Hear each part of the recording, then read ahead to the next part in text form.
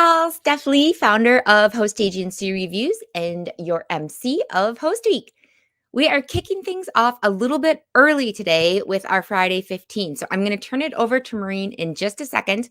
But before we dropped you into the Friday 15, just plopped you right in, I wanted to give you a little explanation. So if you've never checked out the Friday 15 before, let me break it down for you what it is. So every Friday at 12 p.m. Central Time, Maureen and or myself, but usually it ends up being Maureen because she really rocks it, we answer any questions that you've submitted to us. So we post it up on our YouTube channel, and right now it also goes out in our podcast feed. And I'll also mention that the Friday 15 goes out in the same podcast feed as our quarterly in-depth podcast.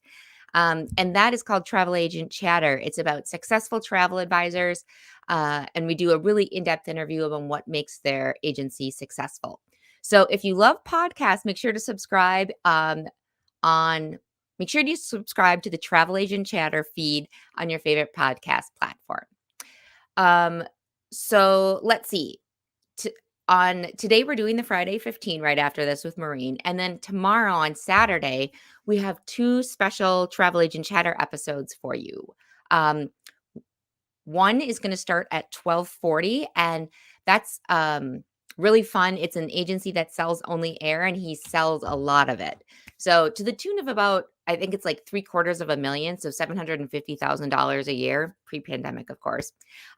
But get this, he charges between $60 and $500 fee per air ticket. So tune in to pick up a couple of his tricks. And then after that, we're going to go back we're doing back-to-back Travel Agent Chatters, and we'll have another amazingly successful advisor on. And this time, the owner of her $2 million agency, she really juggles multiple brands brilliantly.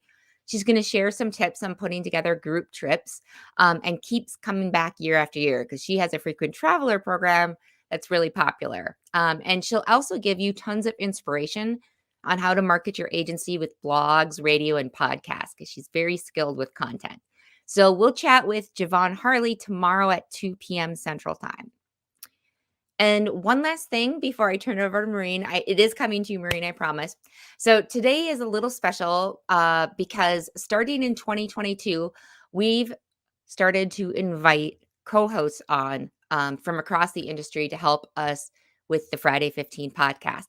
And because otherwise, poor Maureen is just sitting there talking to herself every Friday afternoon, and that is no way to start a weekend, right?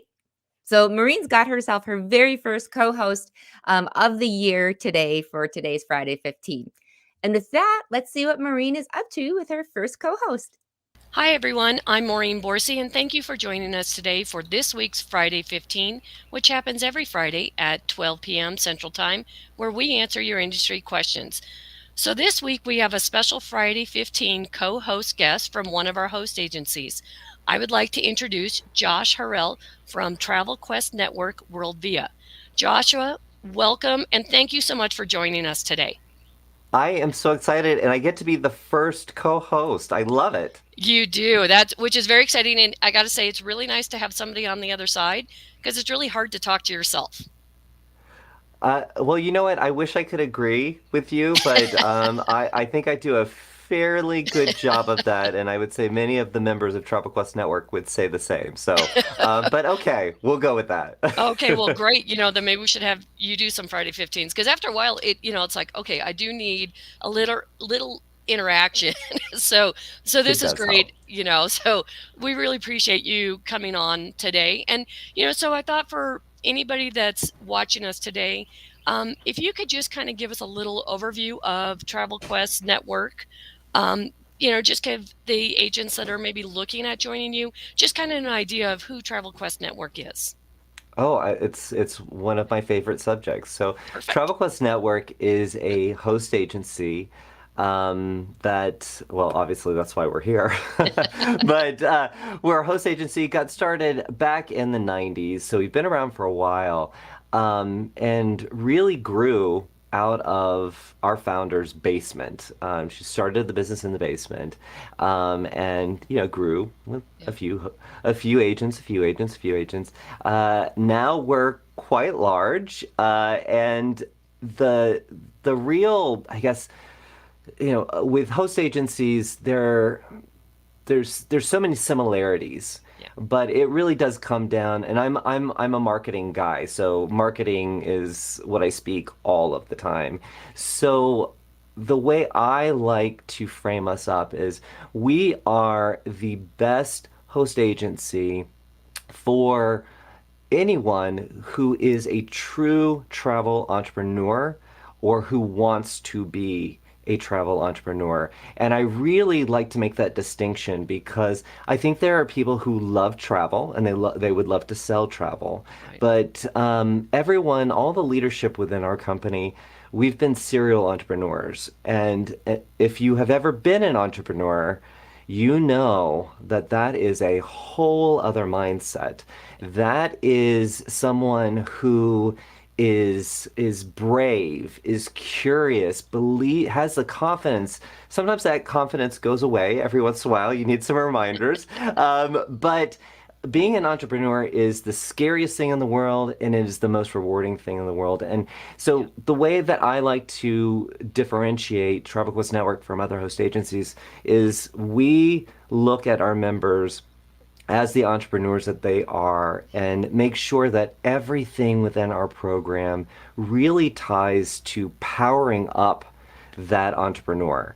So that's in a nutshell, that I think is the big difference between us and other host agencies.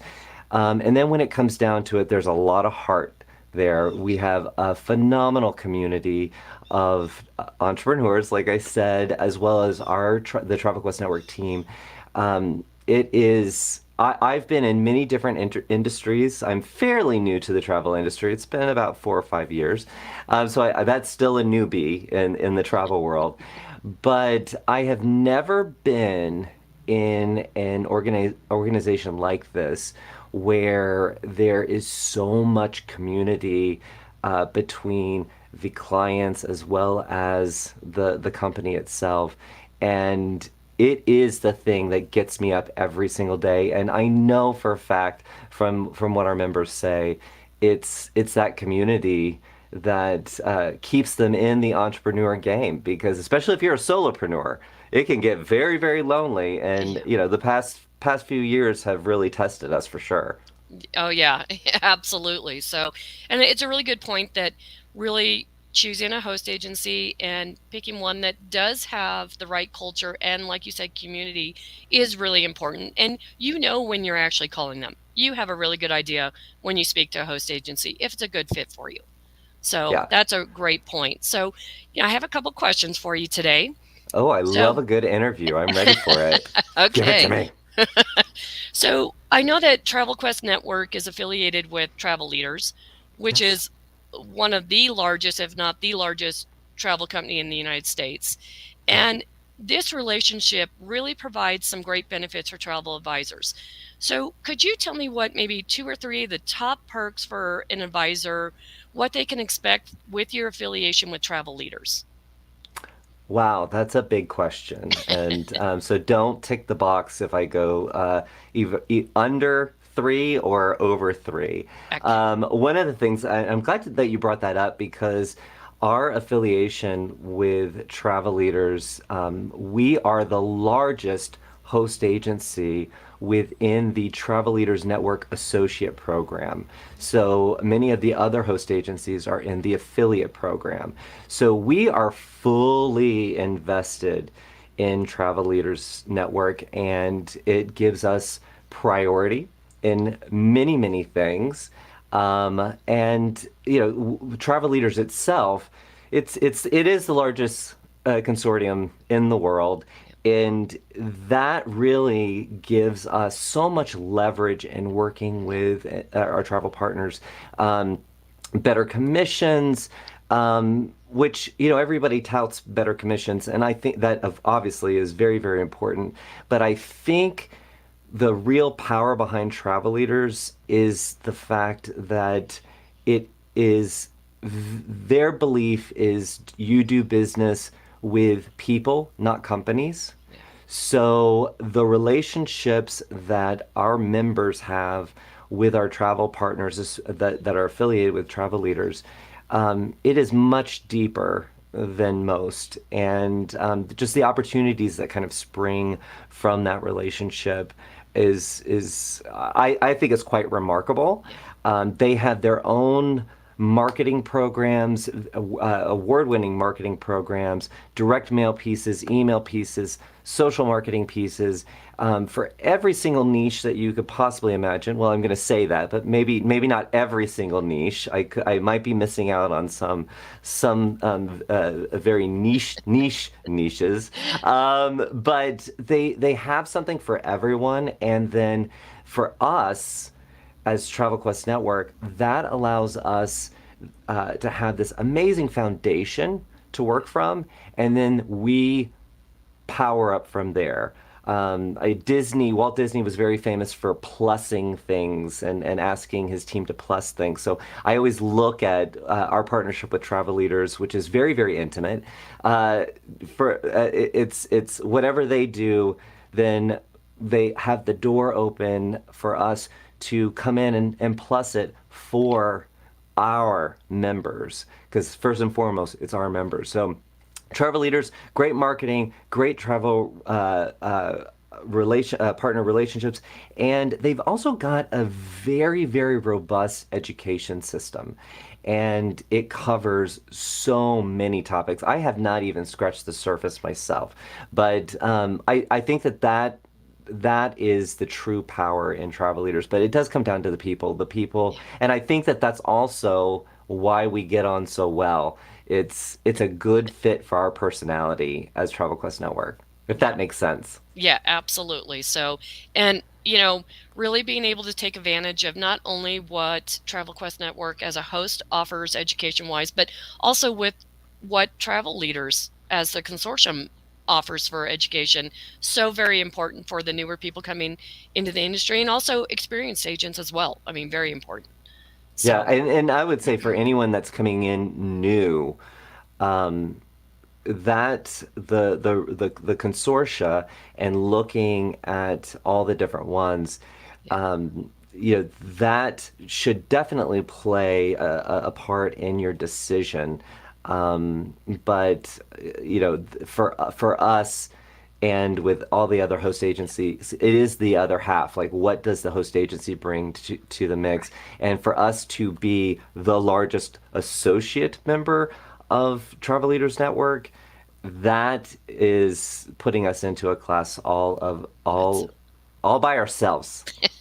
I do. One thing about me, I don't want to be basic, so I like that distinction. So anybody listening knows that that is the way that I view it. We are not basic, and nor is Travel Leaders Network. I like that. So let's kind of step into, what type of onboarding program do you have for new advisors? Because that is really important when you are looking for a host, knowing what kind of program you can expect when you join, and then how long does it take to kind of get through the program, and what really could a new advisor expect with your onboarding program? Sure. So we have an onboarding program, and then we have various educational programs. So if you are an experienced agent, or somebody who's been doing this for even just a little bit, our onboarding process, I want to say, I think if you sat through it all in one go, I think it's about 8 hours, and I might even be making that longer than it is. And that really is just, how do you work within Travel Quest Network? Sure. What are the tools and things that you have access to? And then, of course, you're going to pick your path. Choose your adventure. I don't know if you remember those books, but you choose your adventure, and then you start to go deeper. Maybe marketing is the thing that you want to learn more about, and our proprietary marketing tools. That's going to be your own adventure outside of the onboarding. Gotcha. So we have that.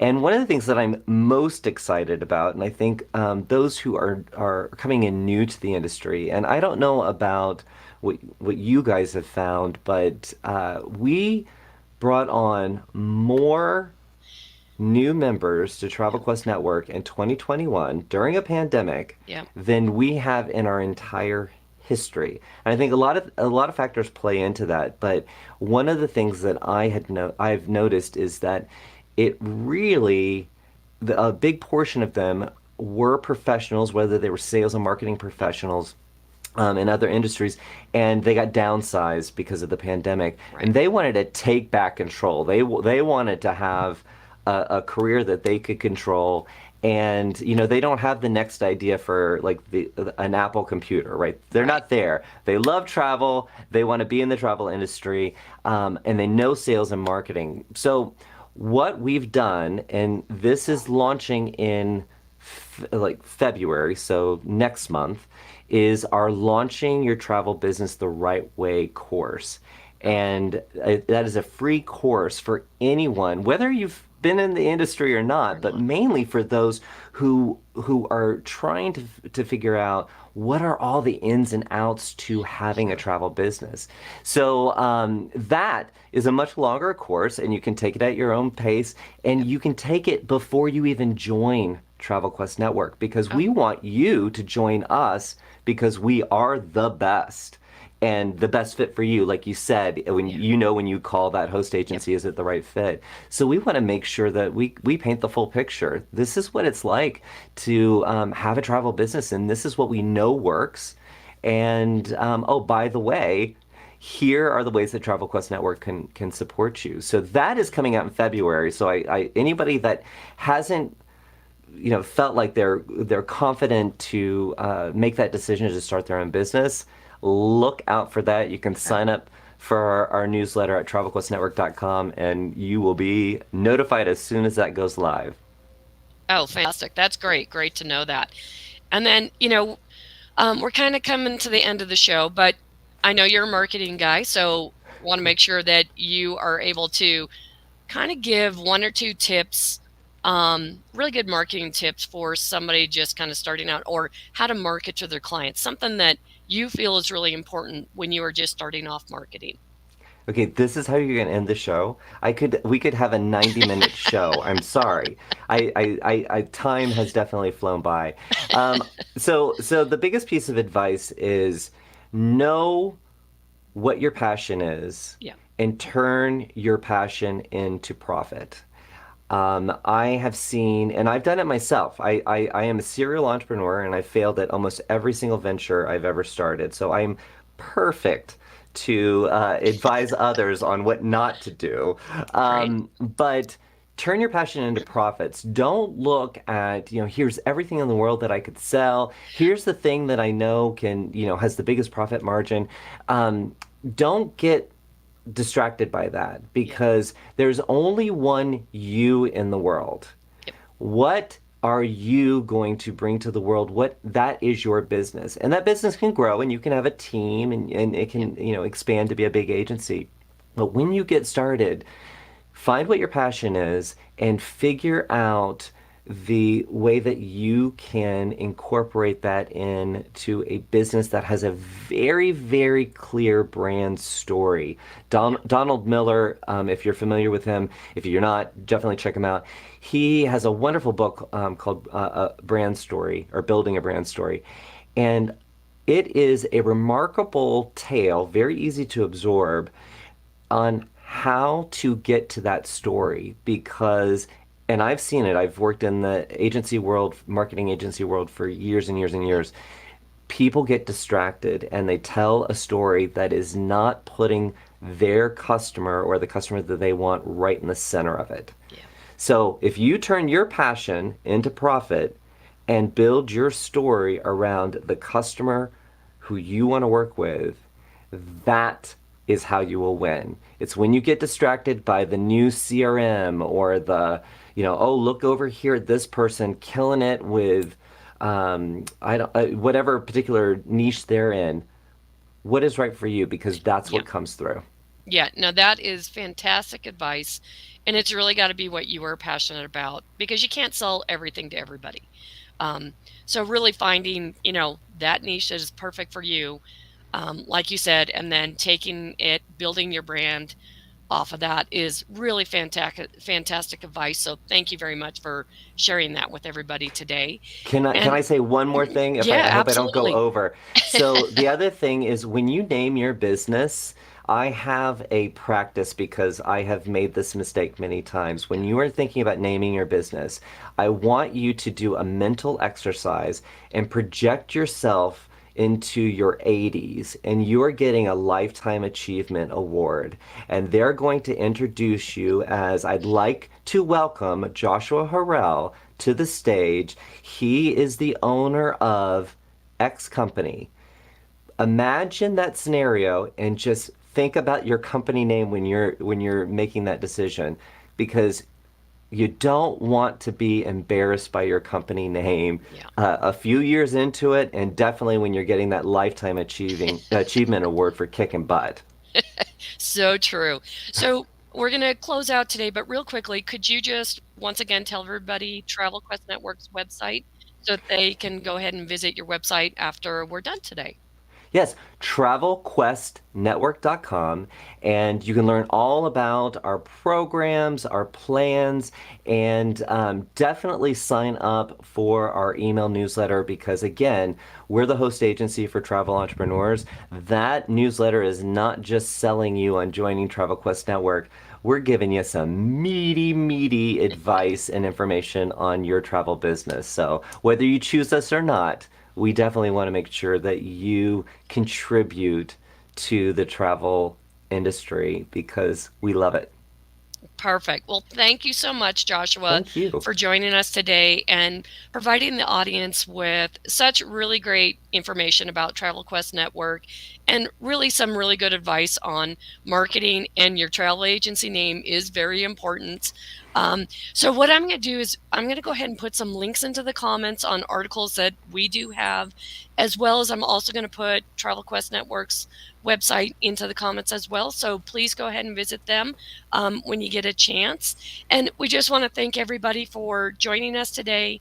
We look forward to seeing everybody next Friday at 12 p.m. Central Time. And if you have any questions in the meantime, please reach out to us at hostagencyreviews.com/Friday15. So once again, thank you, Joshua, and everybody have a great weekend. Bye.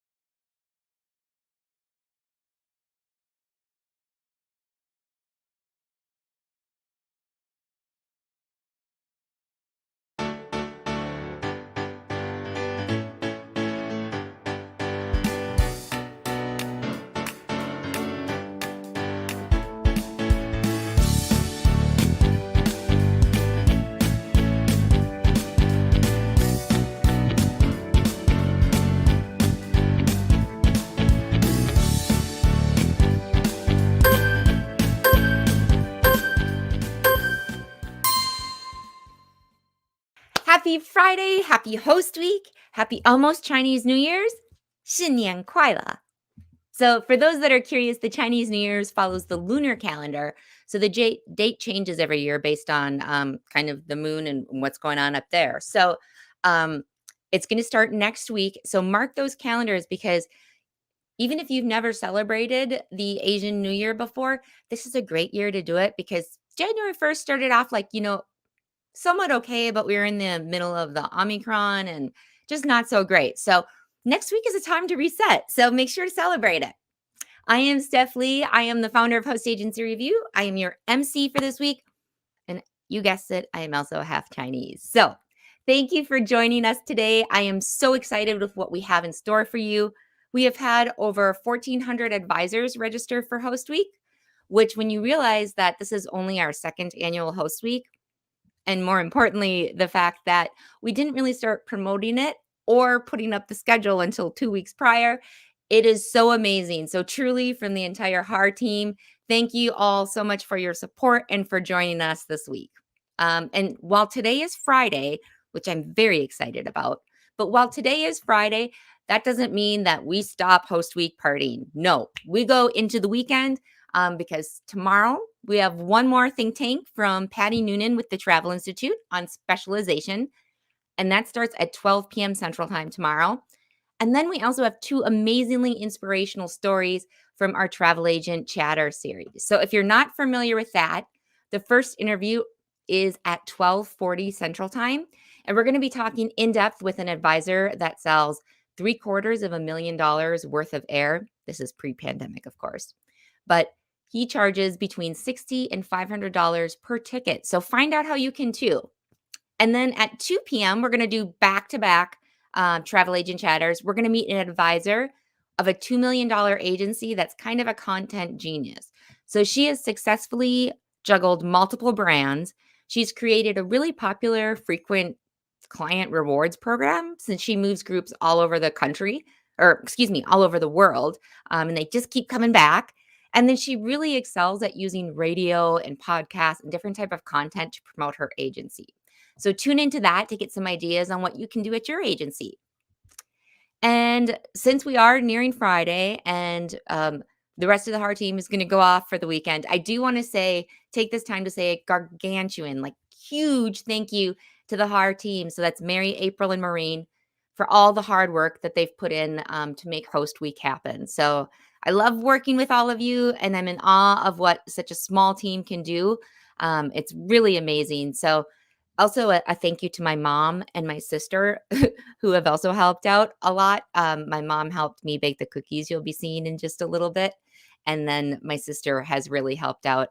She put on a presentation, and she also has really helped with editing. So thank you.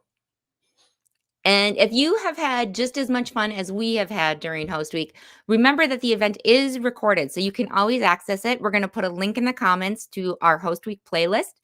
But if you lose that link, just go to Host Agency Review's YouTube page and find our playlist and go ahead and raid the Host Week vault and see what's in there. Lots of good stuff. You probably have a really good feel for our schedule because hopefully you've joined us for quite a lot of the week. But today is really special because we have a really big award ceremony. Super excited about it. We are going to be rewarding the best of the best host agencies with our Luminary Awards at 2:50 Central Time. And make sure you join us because I am telling you a secret that's not so secret. But the HAR team has spent way too much time and had way too much fun making sure that this is going to be a really cool ceremony, at least as far as it can go virtually being cool. So it may not include, it may or may not, I should say, include some cookies, maybe some aliens, and a famous movie. So the fun is an exclusive today, though, to the Luminary Awards, folks. We have for our keynote today is Shannon Stowell, the CEO of the Adventure Travel Trade Association, or ATTA. And whether or not you specialize or sell adventure travel, join us for this keynote because Shannon is, well, he's super fun, first of all, and really nice, but we'll be talking about how travel advisors can really make sure that we're being a part of making sure that our clients travel responsibly. We all know the problems with over tourism and how that's really been brought to the forefront with the pandemic. So tune in for that, because it's, I think there's a stigma or stereotype that goes along with adventure travel, that you either need to eat granola for breakfast in order to do adventure travel, or B, you have to be like sending people to climb Mount Everest and have these adrenaline addicted junkies as clients. And that is not the case. So there's a lot of information on the keynote for advisors, whether or not you sell adventure travel. So let's see. We'll be talking about like just some small steps we can take to ensure that our clients have an amazing trip, and also that we are using our businesses for good, because it's no good when we have a client that goes somewhere that wants to see the coral reefs, but the coral reefs are dying. So over tourism is an issue for all of us. We want to make sure that our clients have amazing trips, are responsible, and respect the environment and the local communities that they're visiting. So after we get done chatting with Shannon, we're going to slide on over to our Get to Know a Host segment, where today April will be talking with AAA Hosts, which is a kind of a conglomerate of AAA independently owned franchises that each of them have their own unique program, but any advisors that are aligned with them, they're able to access the national AAA perks and benefits, but they also get a small locally owned office to help them out, and they each have a little bit of a different program. So we'll be chatting with them. We also have Uniglobe Travel Center, Avoya Travel, and then we'll be ending things up with cruise planners. So after the Meet the Host section, that's when we're going to like party on into the Luminary Awards. So may I suggest that as we wind down on Friday after our award ceremony, that there is no better way to spend your Friday afternoon getting ready for the weekend than in our think tank at 3 p.m. Central Time. Now, that is with our very own Mary Stein. She's going to be sharing some secrets on how to create blog content for your agency and to optimize it to help you find more clients. So if you've, sorry, I'm trying to get something adjusted on my screen here. Okay, there we go. So if you've read her blogs, which you probably have, you know how talented she is. And now is the time to let her do a brain dump, because she is, again, like a content machine. And unlike 99.9% of us in the travel industry, she has an MFA in writing. So unlike me, she actually knows what she's talking about when it comes to writing. And if writing doesn't come naturally to you, or you find you always have writer's block, this is a much watch. This is a much watch session. Mary is very accessible, and even though she has her MFA, she puts it in very real terms. So that is how you start your weekend with a bang, right? Great. All right. Now with that, I'm going to switch it over to today's keynote with Shannon. Well, hello, everyone. It is Steph Lee, and I am so pleased to have Shannon Stowell with us, the president of the Adventure Travel Trade Association. Hello, Shannon. Hey, Steph. Good to see you. Thanks for inviting me. Yeah, you know, I have to call out to everyone that Shannon has really made an effort to come on today, because he is in Brazil at the moment and has found the only room that has air conditioning, and very excited. That's we were working on the lighting behind before this, both of us. Like, I had the sun coming in and like blinding me, and Shannon had way too much sun coming in. So hopefully our lighting looks good to everyone. Yes. Thank you, Steph. Yes. So, well, you know, thanks for coming on, because we wanted to kind of bring in a keynote speaker that could talk with us about, I guess it's kind of a jumble of things: adventure travel, sustainable travel, and talking about what it is, what it isn't. And I think one of the big issues too for travel advisors is how to build in or weave in environmental responsibility into their agencies without alienating people or making it feel like they're being preachy. So we'll talk about all that. But I guess what the first question is that we should talk about, because I think there's a lot of misunderstanding here, is what is adventure travel? When you started this up, what was your view of what adventure travel is? Is it still the same? That's a great question. And I've been at this for almost 18 years now. And the question continues to pop up all the time. What is adventure travel? Because it's not like describing something as black or white. It's different things to different people. So we did a study with travelers to understand what do they think adventure travel is. And because I think the old version, and let's say 20, 30 years ago, people thought of it as high risk, high adrenaline, mostly young people, remote locations. And really what we learned is that it comes down to three things. It's about nature, it's about culture, and activity. So adventure for, let's say, somebody in their 80s is going to look different than someone in their 20s usually. So as long as a trip has those three elements, that's kind of considered the core of adventure travel. And then of course there's the center, and then it can move outward too. So that doesn't exclude anyone from saying I did an adventure trip just because they didn't do it a specific way. So nature, culture, and activity. So when we're talking about activity, would sitting on the beach drinking tequila count as an activity? Just to clarify for everyone. So usually we describe it as like a human powered activity. So you're hiking or biking, although arm up to your mouth. That's true. And tequila can spark adventures. There's no doubt about that. So yes, that can definitely be an element of a good adventure vacation. Sounds good. Well, one of the things I wanted to show, well, actually, let me pull it up on my computer. I was going to share my screen because I've gone to a couple ATTA events, which, by the way, are uber fun. But for those of you that don't know my story, I ended up getting diagnosed just like a couple years ago, but I got sick like 7 years ago, and I used to be incredibly active and probably would be doing all the super adventurous stuff. So I went on an ATTA trip right before, maybe like a year or two before I got sick. And then I went on one a couple years after when I had like arthritis and definitely wasn't able to move very well. And I was on like some awful treatment, so wasn't feeling very great. And I just wanted to show kind of the difference that you can have with adventure travel, because both were still adventurous to me, and I found just as much fun in them. And it was just kind of meeting me where I was at. So I want to go to, well, we're just going to do this. Okay. I'm going to share my screen. All right. So like, this is my adventure travel before I got sick. Was like, This was the Mikos waterfall, jumping off them. It was so much fun. Would not do that now though. Oops, there's Anthony, one of our speakers. So there's our group jumping off some of the waterfalls. We went scuba diving. It was super fun. And then I got sick and my body didn't work anymore.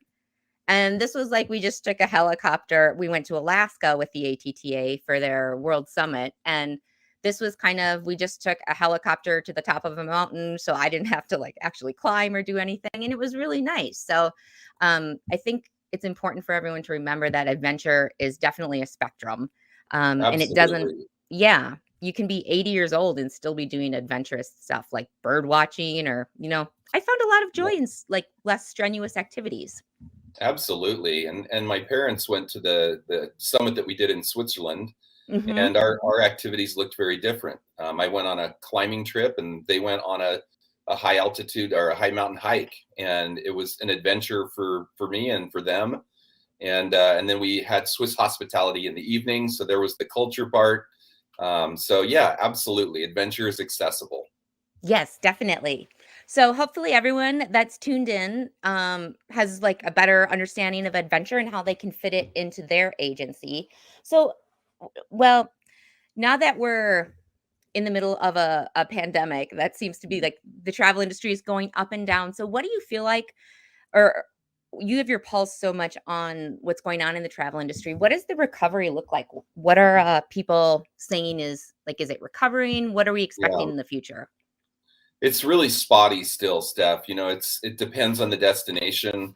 Some destinations are easier to reach right now and have policies in place that align with departing destinations. So, for example, Costa Rica seems to be fairly hopping right now, whereas on the other end, Mongolia is still very quiet, to my knowledge. And so I saw a report today from the UNWTO that said that 2021 will end up still 72% down from 2019. So while while we are on the path to recovery, it's slow and bumpy.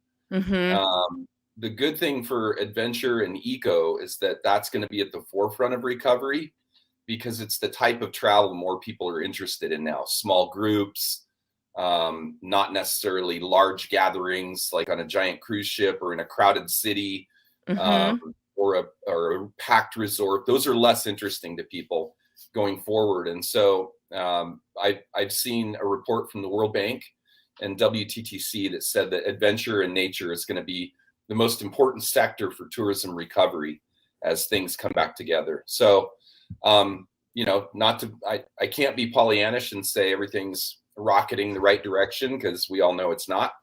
But it is slowly going the right direction. And I'm hopeful that Omicron is going to sweep through and be done fairly soon, or, you know, be less severe because of the data that's come out so far. So I'm hopeful for sure. But no question, 2022 is still going to be getting back up on our feet. Yep. I know. I love to be Pollyannish, but it's very difficult to do that in the face of the past 2 years we've dealt with. It has even dented my optimism, which is a big deal. That is, your optimism is hard to dent. I know. I was like, okay, so it takes like a worldwide pandemic that shut down everything, and like my industry collapsing and my business suffering, to like really having to be like, it's maybe not the best scenario we've got going on. You're the but best. We're coming back. Yes, we are for sure. Yeah, well, let's talk about, because one of the I'm not sure if a lot of people are aware of this, but before I joined the travel industry, I did environmental education, and that was kind of my degree. And so it's something that's very close to my heart. And one of the things I really struggled with, and I'm not sure if people listening struggled with this or are struggling with it, but one of the things I struggled with was, I really loved traveling. I loved meeting new cultures. It was so eye-opening for me. I love seeing new places and seeing animals, and environmental things. But when you travel, you have an impact on the environment. So as like a person that taught environmental education, I was like, how do I join this industry that, while it does a lot of great things, there's, it opens people's eyes, it breaks down barriers. But how do we reconcile the good travel can do with the environmental and kind of social impacts it has? Like over tourism, we've all been able to notice so much since the world shut down and suddenly there weren't people. Right. It's the $1 million question for sure. And, over tourism definitely shone a light on kind of the worst of what tourism could be. And, we've all seen the pictures of just absolutely blown out destinations. And that just doesn't feel like it should be a part of the future. I'm afraid it will be still. It's going to pop back and be that way. We really try to work with destinations to think differently, or destinations who are thinking differently also reach out to us. We worked with Peru, for example, and took a group of buyers and media on 2 itineraries around Peru, and neither went to Machu Picchu. And that was the point, is to say, let's see the rest of Peru. Machu Picchu sells itself. There's already too many people who want to go. Let's see some of the other beautiful things. So I think, how do we balance it? It depends on the destination, because over tourism can be 10 people in the wrong place at the wrong time. And then there's places that can handle hundreds of thousands of people fairly well. So it kind of depends. On the social part, I think the more we as travel industry can educate travelers to be thoughtful and to recognize travel as a privilege instead of a right. If you view your travel as a right, the attitude you bring is very different than if you view it as a privilege. If I come to your home, it's a privilege for me to be there, and I should behave. Sure is, Shannon. But you know what I mean? It's like when people have the feeling that they are entitled to something, they behave differently, almost like a moral vacation or an ethical vacation. So I think the more we can say, no, the locals are in charge. The locals need to be respected. Their customs need to be respected. So, for example, we went to a tribe village in Namibia when we did our summit there. And the guide was Namibian, and he was from that village. And so he knew the rules. So he said, see this imaginary line down the center of the square in this village. Do not cross that line. That is the chief's line. Do not cross it. And so we went in with somebody who knew, because if we had just wandered in there by ourselves and wandered across that, I'm sure they would have been kind to us, but it would have been offensive. Yeah. And so having, the more local we can go with people who understand and really want to respect is a huge deal. And then on the environmental side, there's things that can be done to offset and to mitigate. Let's talk about that, because you had mentioned about carbon recapture versus carbon offsets, which I wasn't aware of. Right. So enlighten the other people that were in the dark like me. Oh, sure, no problem. So everybody knows about carbon footprints, carbon offsetting, and it's been a big discussion for a long time. And there's obviously different viewpoints. One of them being that prevention should be the number one effort. There are other people who feel like mitigation and offsetting should be the major effort. Our opinion at ATTA is it all is important now. We need to hit it on all fronts, because we've already surpassed some limits that we shouldn't have. So the thing I was mentioning to you the other day is called carbon recapture, and it's a step beyond offsetting, because it's a permanent solution. It's actually recapture of carbon from the air. It goes into these little stones, and then the stones get stored underground, and it's gone.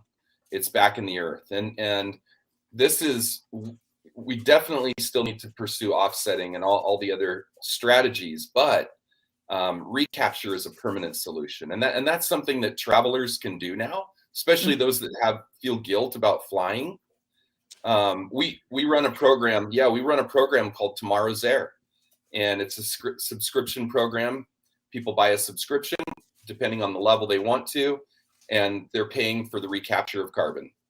And so my wife and I signed up for it, and it doesn't mean we shouldn't still be responsible, but we're at least helping eliminate some of the problem that we're creating by traveling. Yeah. So our travel advisors be able to go to Tomorrow's Air and offset their travel, or maybe a gift to clients? What's the pricing like? Super easy. There's I think, and I should know this off the top of my head, but it's somebody on my team who runs it. I think there's $10 a month, 20, and maybe $75 a month. So, even a paltry $10 a month, which is 10 cups of coffee at a Dunkin' Donuts or 2 Starbucks. I was gonna say.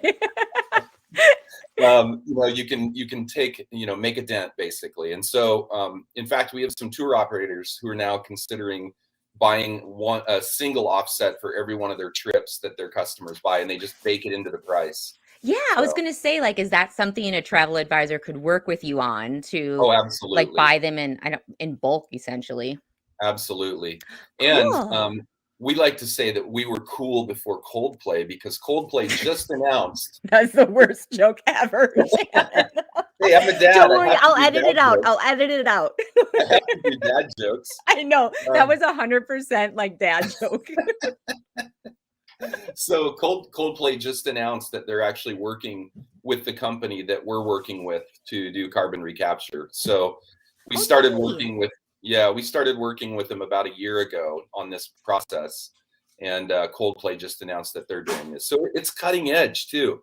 For clients who are paying attention, they're going to appreciate that people in the travel industry are saying we're taking real action here. Yeah, that's fantastic. We'll put a link in the comments to Tomorrow's Air, so everybody can check it out. Otherwise, you can check out ATTA's site and reach out to them for more info. So the one thing I wanted to say about it is, when we're talking about just doing carbon recapture, it helps, but it's a multi-pronged. Oh my God. The tree just fell over in the background. Fennec. He's eating this tree that died when I got sick. I forgot. In your room. Trees are dying in your room, Steph. I know this is very professional. I apologize, everybody. I love My dead tree that I had out of frame has now been busted. We're human, and this isn't It's not scripted, so no, and perfect. I'm composting over there. So like Fenny's Right, eating it and composting it for me. But going back to it, like that it's a multi-prong approach. I mean, I feel like it's very simple or very similar to like reduce, reuse, recycle, which I always thought was just this slang thing until I realized it's like, no, first try to reduce what you're using, then reuse it if you can, and then recycle is actually the last choice. Yes. So let's see. And well, that was I just heard this recently too. There's a fourth, which is refuse, which is the whole concept of I'll pass on the straw. Yes. Or where do you put I'll that pass in on there? anywhere you want. It's another Refuse, R. reduce, reuse, recycle. It's not as catchy, but maybe it's because I haven't heard it as much. That's great. So, well, one of the things, I think both of us, those of you that don't know Shannon, he's just a very, very kind human being and easy to talk to and down to earth. But one of the things I think that can be intimidating to travel advisors or someone owning their company is if they wanted to kind of incorporate these things in here or make a difference through their company on the environmental and cultural impacts and social impacts that sometimes travel has. How can we make sustainability a part of the conversation without being preachy? Because nobody likes, well, I shouldn't say nobody. The majority of people do not like being preached to about things unless you're on the same like boat with the person. Then you just chat. But right. Now it's a great question because I think sometimes the environmental and the responsibility movement, they don't help themselves when they come across as overly righteous, and then of course people start trying to point out where they're inconsistent, and that's not the point. The point is we should all acknowledge that nobody's doing it perfectly, that we're all on a path. We're all on a path to progress. And it's just our job to try to do a little better every time, every day, every trip.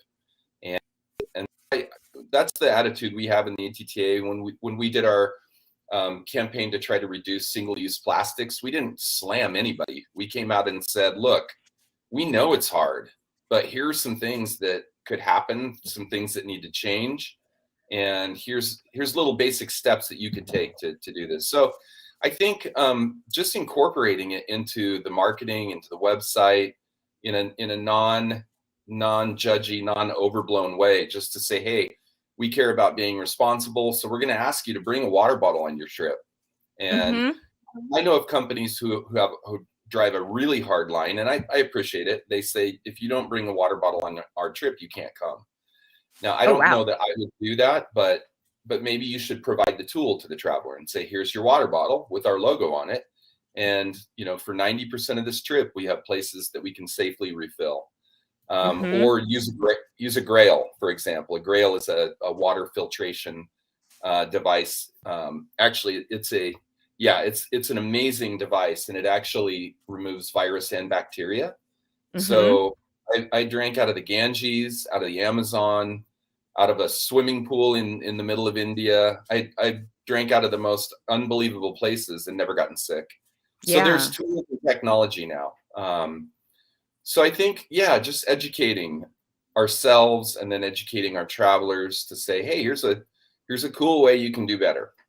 Yeah. And I like, what you talked about earlier with that carbon recapture. I think that would be a very easy way for advisors with their agency to just, number one, make themselves unique and different and show that this is something they care about. Without it, you can have it, you could raise the price, or ask people, even if you didn't want to pay that $10 to offset it, like even just asking people when you check out places and they're like, do you want to round up?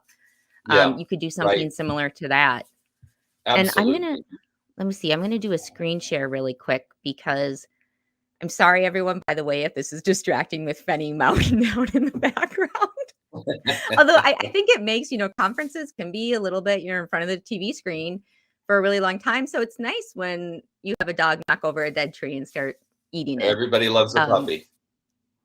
Everybody loves a puppy that's causing trouble. So I'm going to show this, and this is our blog of the day today, or one of our blogs of the day. So this is a sustainable travel agency practices 101 kind of checklist we have we'll put the link again in the comments, but this is something you can brand it to yourself really easily. We'll show you how, but in the article. But it just is something you can include with the documents, the e-documents for your clients, for little tips for them on how they can make a less of an impact and more of a positive impact during their travel. So we'll put that link in there. This is something Mary wrote up actually after she attended your first event in like 2 years, the Sedona wonderful. Adventure Yes, Elevate. Yeah. we got to meet. That was great. Oh, that's really inspiring to hear that. Thank you. I'll share that with the team. Yeah. So, well, let's see. So we've talked about how not to do it preachy. So if there's one of the things that I think what we've run across, because we work with a lot of advisors that are new to the industry, and one of their things they struggle with is if they want to specialize in adventure or be more conscientious about who they're booking with, what should they be doing to make sure that they're partnering with more of the environmentally and socially responsible travel partners? Do you have any tips for them on how to kind of vet? Yeah, one of the things that I've thought about over the years is it's very easy for greenwashing to occur. So for me, it's about how you ask the question of the potential partner. If you say, are you environmentally responsible? That is way too easy for the person to say, well, of course we are. Yes. And in the back of their head, they're thinking, I have the little, please reuse your towel sticker in my rooms. That's not enough. I'm sorry. So I like to just pose the question differently and say, tell me about how you've invested in environmental responsibility. And if they've done something notable, they're going to jump right into, well, we run the sea turtle program, or we work with the local village to clean up the litter from along the path and pay them to do this and help them out with their school or whatever it might be. And the same goes for social responsibility. So just by asking a leading question that asks the receiver to explain, that'll tell you a lot. If they stutter all over the place or say, yeah, we ask people to reuse their towels, that's a pretty good hint that person's head is maybe not in the sustainability game or not very much in. So I would just ask, can you please tell me about how you've invested in social and environmental responsibility with your trips? And then just listen. And I think, anybody's going to get an answer that they can make sense of. So I know that you, in the past with Perry at Travel Leaders, have worked to create like an adventure specialist program. So yes, and that's for Travel Leaders agencies. If that's your consortia, you should have access to this training. But does that offer them some insight into things like this? For sure. Yep. It was a collaborative effort, and our whole goal is to professionalize and make more responsible as many trips and as many operators as we can, because we believe that those are also the most amazing trips when you've got an operator whose head is really in the game of protecting the destination where they work and live. So yes, that kind of information is in there. Yeah, because I mean, that's like the best case scenario for travel advisors. We want these destinations to be long-term destinations and healthy so that we can send clients there. I mean, I think it's in everyone's best interest to make sure to try to ask these questions and incorporate into your agency. And I'm going to say hi to Perry, because Perry actually introduced Shannon and I like a decade ago, and I'm going to send this to him. So Perry will be really excited. Well, one thing that people don't know about Perry is he's actually a junior underwater ranger in Alaska. So you'll have to ask him about that too. I'm going to, because Perry apparently has a lot of secrets. This is a big one, a lot of skills. Very, very specific. Highly skilled. Highly skilled individual. And he also runs the luxury program at Travel Leaders. So, I mean, he's a man of many faces. That's right. Well, let's see. We talked a little bit about the Travel Leaders education, which is not, I mean, you worked on creating that with Travel Leaders and collaborating on it, but what kind of specific education and programming does ATTA have for advisors if people aren't familiar with it? What are some of the benefits of belonging to the ATTA? Yeah, and you can actually be a member for free. We have magical. Yeah, we have a community membership, and we created So we created the free and the highly discounted professional discount or professional membership, which is $99 for a year during the pandemic, because we didn't want people to lose touch. You know, we knew that budgets were being hammered. Some people lost their jobs, some people left the industry, but wanted to stay connected. So that's one of the best resources, because then you're going to get fed good information all the time about what's happening in adventure travel. Things like Tomorrow's Air will show up in there for educational purposes. We do a lot of really heavy duty training. That's more for guides, at least in our world. Not a whole lot of travel advisor training, but the information that we put out constantly is definitely going to be educational. So they can go to our site, and if they want to become a business member, they can, or a professional member, or a community member, and the community is free because we don't want anyone to not have access. Well, let's put the links in the comments so people can check it out. But the while there's ATTA is unique, you know, if we talk about ASTA or maybe another association that's out there in the travel agent advisor community, the ATTA is a little different because they're not solely focused on travel advisors. And here's the advantage that I found with it is it breaks you outside the mold of what every travel advisor is in. Like, you know, if you belong to ASTA, you're connecting with the same people that you are if you go to like a travel leaders conference. But the ATTA is you're meeting a lot of these smaller, more boutique vendors that have a more sustainable mindset. You're getting to see a lot of more off the beaten path destinations than you might see otherwise. So even though there's not the very travel advisor specific, super built up education out there, it's a lot of kinesthetic, hands-on learning by talking to people that, because a lot of these small business or these tour operators, you know, they're small businesses, just like a lot of the travel agencies out there. So there's a lot to be learned. At least I found when I go on trips and talk with, you know, people from other aspects of the industry, I'm always learning about new programs that they use, different things they're using to, like, say, process credit cards. So there's a lot to be learned. Even if you go to ATTA hosts a lot of local events. What are they called again? I've forgotten. Adventure Connects. Yeah, the Adventure Connects. So that's a great place to get your learning on. Absolutely. And also you're transmitting information to other parts of the industry that may not understand what you're up against as a travel advisor. So I'll give an example. I reached out to a travel advisor a couple of years ago to invite them to one of the Adventure Nexts that we were putting on. And they were specifically a dive focused.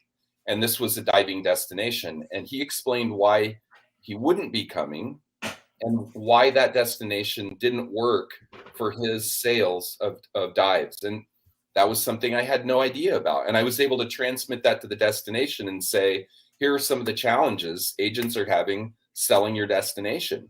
And so it gives them something to think about and work with too. So the ATTA community, as you experience, is all about trying to make the travel world a better place. And it's just with a spirit of generosity that people operate. So you're talking to destinations, media, travel advisors, tour operators, accommodations, gear companies. Kind of the whole ecosystem of adventure travel shows up. So that's what makes it probably different. No, it's very unique, and it's got a much more laid back vibe than you know, a lot of the travel industry events that I go to, you know, they're professional and you're wearing like more professional gear, but things are just way more chill at the ATTA, which for those of us that struggle to get out of our pajamas in the morning is kind of nice. So I've had so many people come and for the first time and say, I found my people. Flannel. I love it. I can wear a fleece to a conference and actually fit right in. Do you know, I actually saw this, this is totally going off topic, but it's kind of interesting. So I saw this review the other day where somebody was writing about, so I'm in Minnesota where a lot of people wear flannel, and somebody was like, they coined the term flannel pretension. And I was like, oh, that's interesting. But there's no flannel pretension at the ATTA, everybody. People are very kind and down to earth. So yes. Yes, and I've actually seen somebody go on one of our pre-adventures on a rafting trip in a 3-piece suit and leather shoes, and I'm not joking. Oh, wow. I hope you got So pictures. it was somebody from a destination who, let's just say, that was a really new experience for them. So it was quite interesting. That's awesome that they went on though like that and were like, I don't really want to get my leather shoes dirty. Yeah, no, or wet. Jumped right in. It was like, okay, go for it. I love that.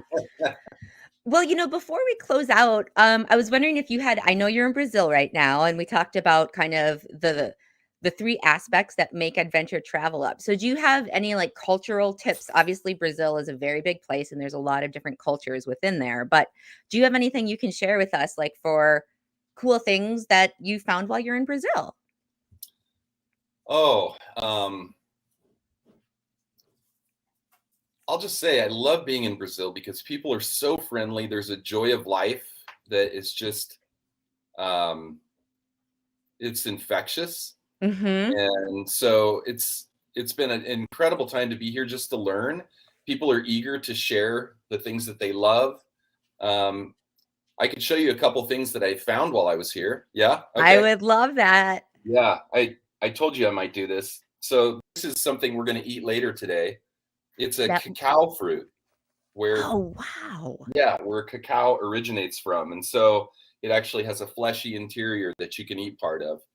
And yesterday, my wife and I bought super hot peppers at a local market and infused them in olive oil.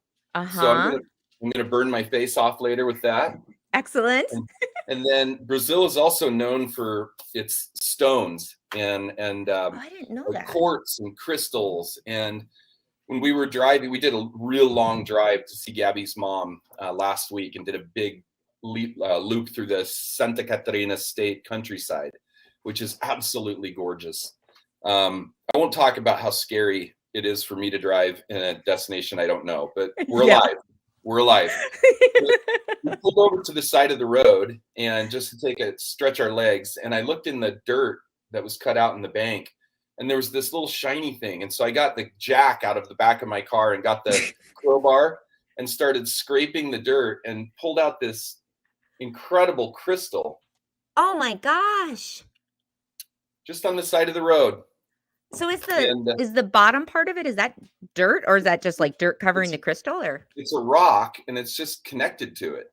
It just, my guess is this was a huge crystal ball and then forces of the earth shattered it apart and pushed it up over who knows how long. But yeah, just on the side of the road. But also just every little town we pull into, we find a little restaurant. People are pretty easy to communicate with. We eat the local food. We buy local handicrafts, and sanitation is a big deal in Brazil. I have never gotten food poisoning here, and I've been here probably 15 times now. And wow. I had it in my head that I would need to be careful. I eat salad everywhere. I drink the fresh juice. I have not had a single problem. Wow. So it's really fascinating.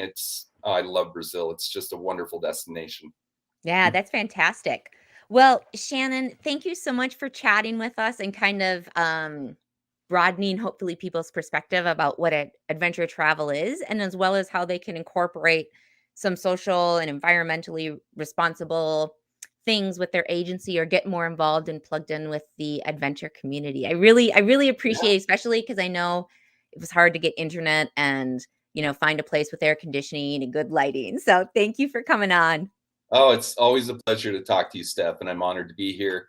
If anybody does have questions about anything today, reach out to me, reach out to us. I'm on LinkedIn, and Steph's going to give you some links to find us. Yeah. And happy to be of any assistance we can. Yay. Thanks, Shannon. Of course. Love that. Just love that so much. So if you happen to be just joining us and you're feeling a little bit disoriented, you're like, where did I end up here? I just went down a rabbit hole on YouTube and suddenly I'm in this presentation. But if you've just plopped into Host Week, this is HAR's week-long celebration of hosted advisors in the industry that supports them. So we just finished chatting for our keynote for today with Shannon Stowell, who is the CEO of the Adventure Travel Trade Association. And we'll be heading into our Get to Know a Host section in just a few minutes.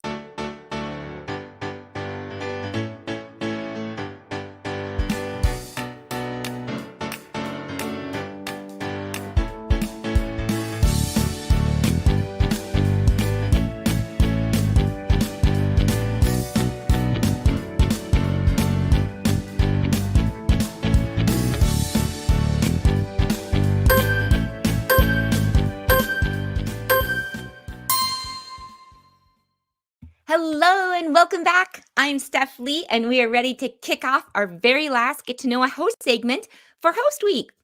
If you've enjoyed Host Week, and we really, really hope you have, mark your calendars for the last week in January 2023 already. Woo!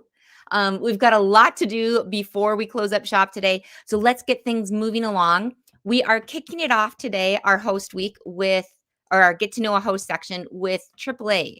And we call it AAA Hosts because it's a conglomerate of independently owned AAA franchises around the U.S. That host agents. So while each independently owned agency will have their own unique features and cultures and feel and kind of hosting programs, all of the AAA hosts have access to the buying powers and the tools of AAA travel. So without further ado, I'm going to turn it over to April, who is going to chat with the AAA hosts. Hello, everyone, and happy Host Week. It's Friday. We're coming to a close, but I get the pleasure of being here with Rosenda Calloway from AAA Independent Travel Agency. How are you today? I am good, and I am so excited that people are interested in becoming independent travel advisors. Oh, this is the week for it. It is. So we have a few questions. We have a fun question. We want to hear more about your Host Week special. So let's just jump right into it, right? Mm-hmm. So I'd love to hear what's new this past year with AAA Independent Travel Agency. Yeah, like all host agencies, AAA Travel had to adapt to the new normal with COVID restrictions. So we kept thinking, what can we do for our independent travel advisors? How can we connect them to their clients in this new environment? So we've developed virtual expos and single travel partner virtual presentations. This allows us to bring travel to our advisors' clients from the comfort of their homes, and it allows them to continue to dream about travel. And we are slowly combining these with socially distanced travel events in some markets. So it's a win-win for everyone. People who want to stay in their home, who are not comfortable going out, and people who feel comfortable and do want to have that one-to-one interaction with our travel suppliers. I love that you're catering to both sides and everybody still gets to be involved with your agency. So that's amazing. So I'd love to hear what makes your company unique. Wow, that's a good question. Well, first of all, AAA Travel is throughout the United States and Canada. And so we have a host agency program in most areas. We consider ourselves a boutique agency environment, which is going to really be for the advisor who wants a host agency that offers one-to-one training and personal support that allows us to nurture a new agency owners, because we find a lot of people are switching careers and they're wanting to get in the travel industry. So our advisors are able to offer their clients also our exclusive AAA branded products and partnerships. We've been in the industry since 1902, and so when our advisor shows the AAA logo on their business card or on their website, it shows their clients that they're with a host agency that's a reputable company and financially stable. I love that. And I love exactly what you said. It's recognizable and you've been around for a while. So that's great to hear. So let's say, so it's Host Week. So I'd love to hear 3 words that would best describe your ideal travel advisor. Gosh, we put a lot of thought into that. Right? Yeah, it's like, what's the ideal travel agent for, to become an independent travel agent? What should they look for in themselves? So one of the things is, are they passionate about travel or passionate in general? And are they enthusiastic? So when they're dealing with a client, are they able to reflect their enthusiasm about the product they're selling to their client? And do they have, I think most importantly, the entrepreneurial spirit? Can they self monitor themselves, not working in a travel agency 8:30 to 5:30? Can they find themselves in that entrepreneurial market of, I own my own business and I'm going to be successful? And that's what we're looking for when we're interviewing agents for this. That's great. I love when I hear the entrepreneurial theme, just because it really is. There's a lot that's involved in that. So knowing that you're going to be getting into this and it's your business and you own it and you love it. So yeah, I love hearing that. And, and it's using the tools definitely that's out there for entrepreneurial spirited agents. What can I do to learn about the travel industry? That I think is real important too. Yeah, no, absolutely. So happy 2022. So I'd love to hear what's going to be new and exciting this year for AAA independent travel agency. Yeah, for them to be successful. So right now what we're looking at is, how can we focus on the marketing in this environment? What can we provide our independent travel advisors that they can share with their clients, whether it be via Facebook, social media, especially, whether they're going to be hosting an event, looking at what can we provide them to market. Training, of course, everyone's looking at training. We're doing live and recorded training for our independent travel advisors to learn the business, or if they just need a refresher. FAM opportunities. I think that all of us in the industry know you can't sell what you don't know. And, yes, you can gather a lot of information from your clients and their feedback, but how nice when you are an independent advisor that you can actually experience this. You're not tied to a desk 8:30 to 5:30. And I had one advisor share that with me. She said one of the best things that she did going from the bricks and mortar agency to owning her own agency is that the time was her own, that she could go on multiple cruises, experience the FAM trips that cruise lines and tour companies are offering. Travel partner incentives. We're all working together to work with our travel partners to say, hey, we have independent travel advisors. How can we incentivize them to move the market share? And also evolving resources. I think everybody's working on that to adapt to the current travel environment. Absolutely. I love that you brought up experience, because that's so important with the FAM trips and knowing and experiencing exactly what you're trying to sell to your clients. So I love that you brought that up. I think that's a great point. And I always say, make sure your passport is updated, because you never know when that opportunity comes around. Absolutely. Absolutely. So let's talk about new advisors. What would be a tip that you would give a new advisor entering the business? And I say this in training, that knowledge is power. That when do your research, first of all, is being a travel agency owner a good fit for you? So ask questions of other independent travel advisors. What are their challenges? There are so many resources out there. The Travel Institute, ASTA, that they can learn about the travel industry. And then once they decide, take advantage of all the travel partner webinars, get to know the products you're wanting to sell, look at specializing. That's one of the tips that I give them, having the knowledge and the specialty, because as much as we would like to sell everything to everyone, you're in a better position if you focus on whether it be your passion. And I say this when I'm training, turn your passion into a payday.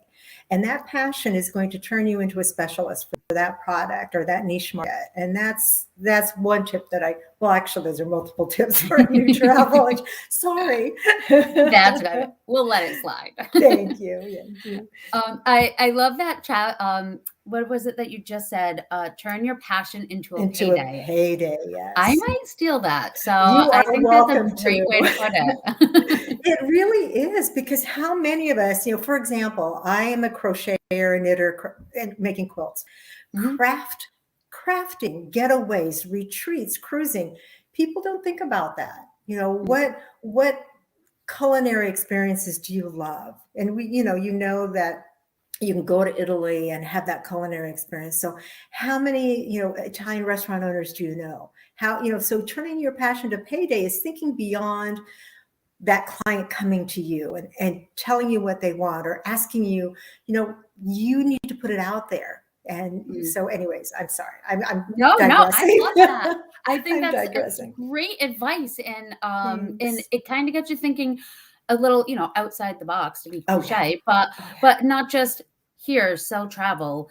Here, sell travel and things that you love along with it. And no, I love that. I think that's great advice. Well, and I think that nowadays clients can go and buy something off the shelf. They're going to the internet, they're going to redo their research, they're going to purchase a 7-day cruise, 3-day cruise, 4-day cruise, whatever. But when you can offer them something that's different, something that's more of an experience, you're going to have that client for life. Yeah, no, absolutely. So, I mean, this interview has been fun, but I have something else. I have a fun question for you. Okay. So, if your host agency had a company theme party, what would that theme be and why? The theme party would be Say Yes to Success. Okay. I don't know if you've heard that song. There's a song out there, Google it, and it's on YouTube, Say Yes to Success. And it talks about, I want to be a millionaire and saying yes to success. And, and that's what I think that everyone that gets into the, host agency or becoming a hosted agent or independent travel agent is that you want to start out saying, I want to say yes to success. This is what I'm going to start with. Now, how do I achieve that? And start that. So you start with that ending that you're going to be successful. And now how do you achieve it? So that's what our theme party would be. Say yes to success. As soon as we're done, I'm going to get on here and start Googling. I'm going to look up that word.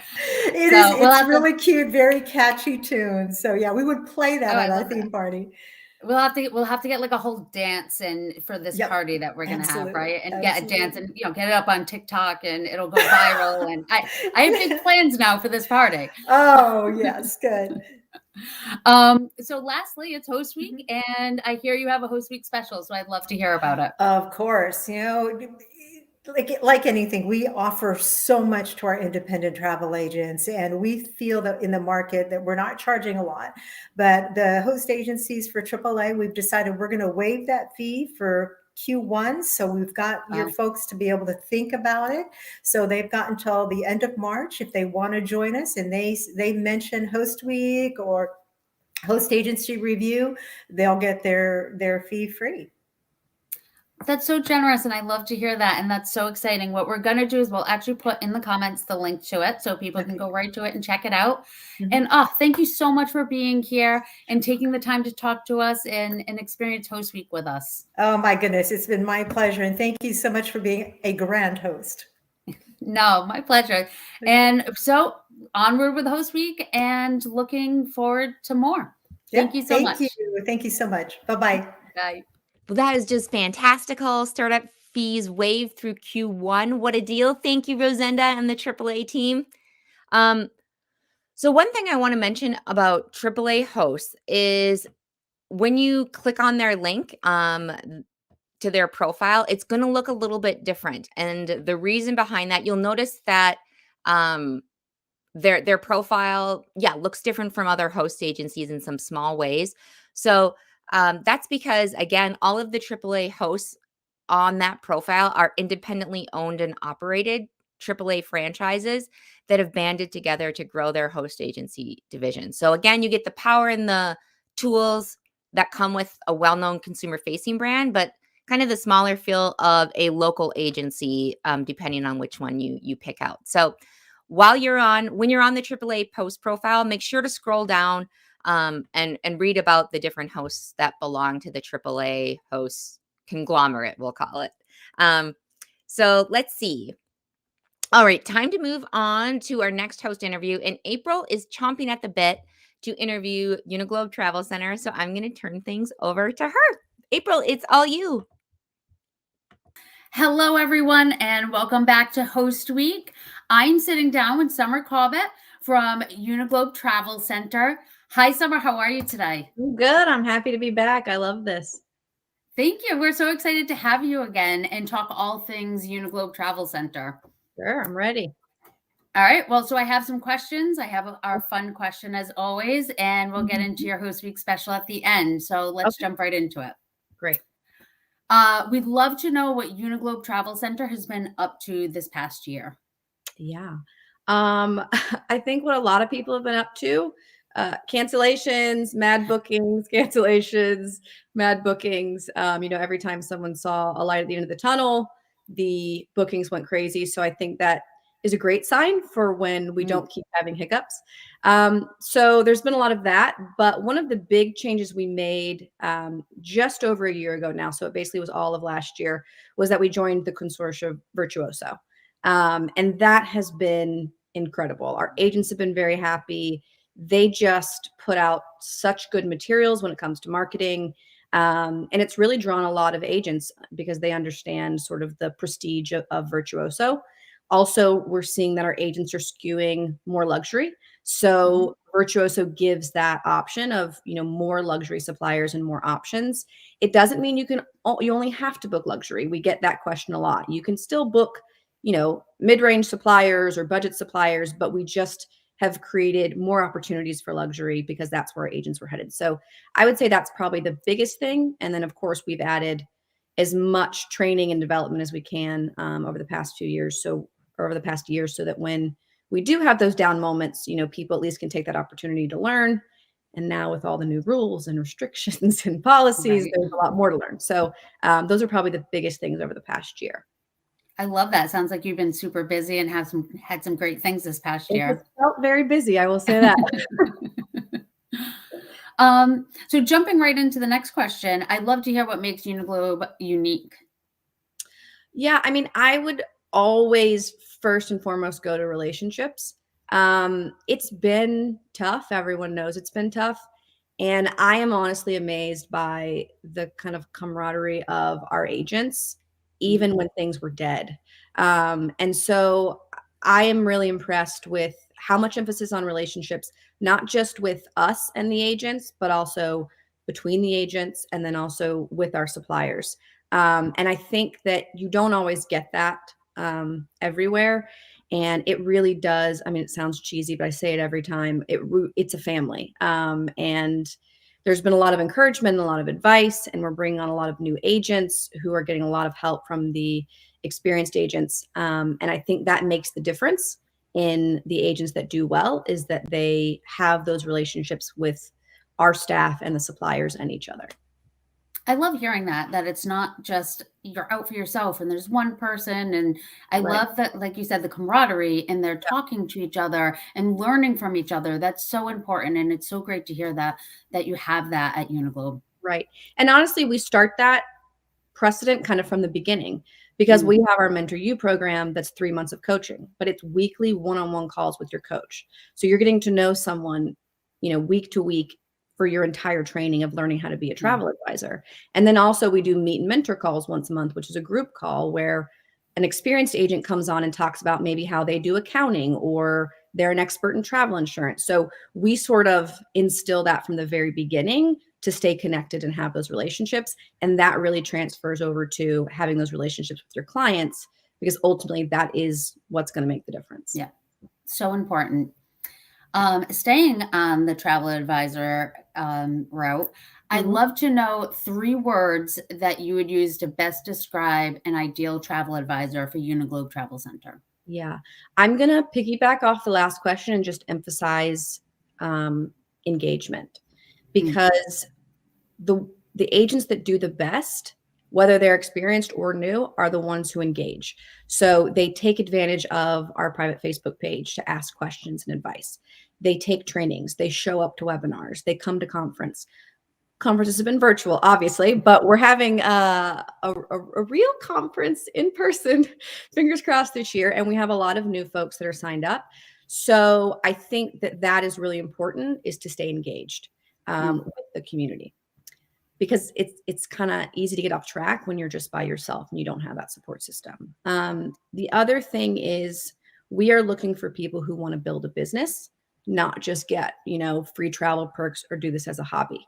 We have a lot of people who do this part-time. That's totally understandable. The nature of this business is the first year is not a lot of cash flow. You're building a business. You are building your client list. You have to wait till your commissions come in. So, you have to put the focus on the business as well, though, because if you're not willing to do the things that you don't like, everybody's passionate about travel.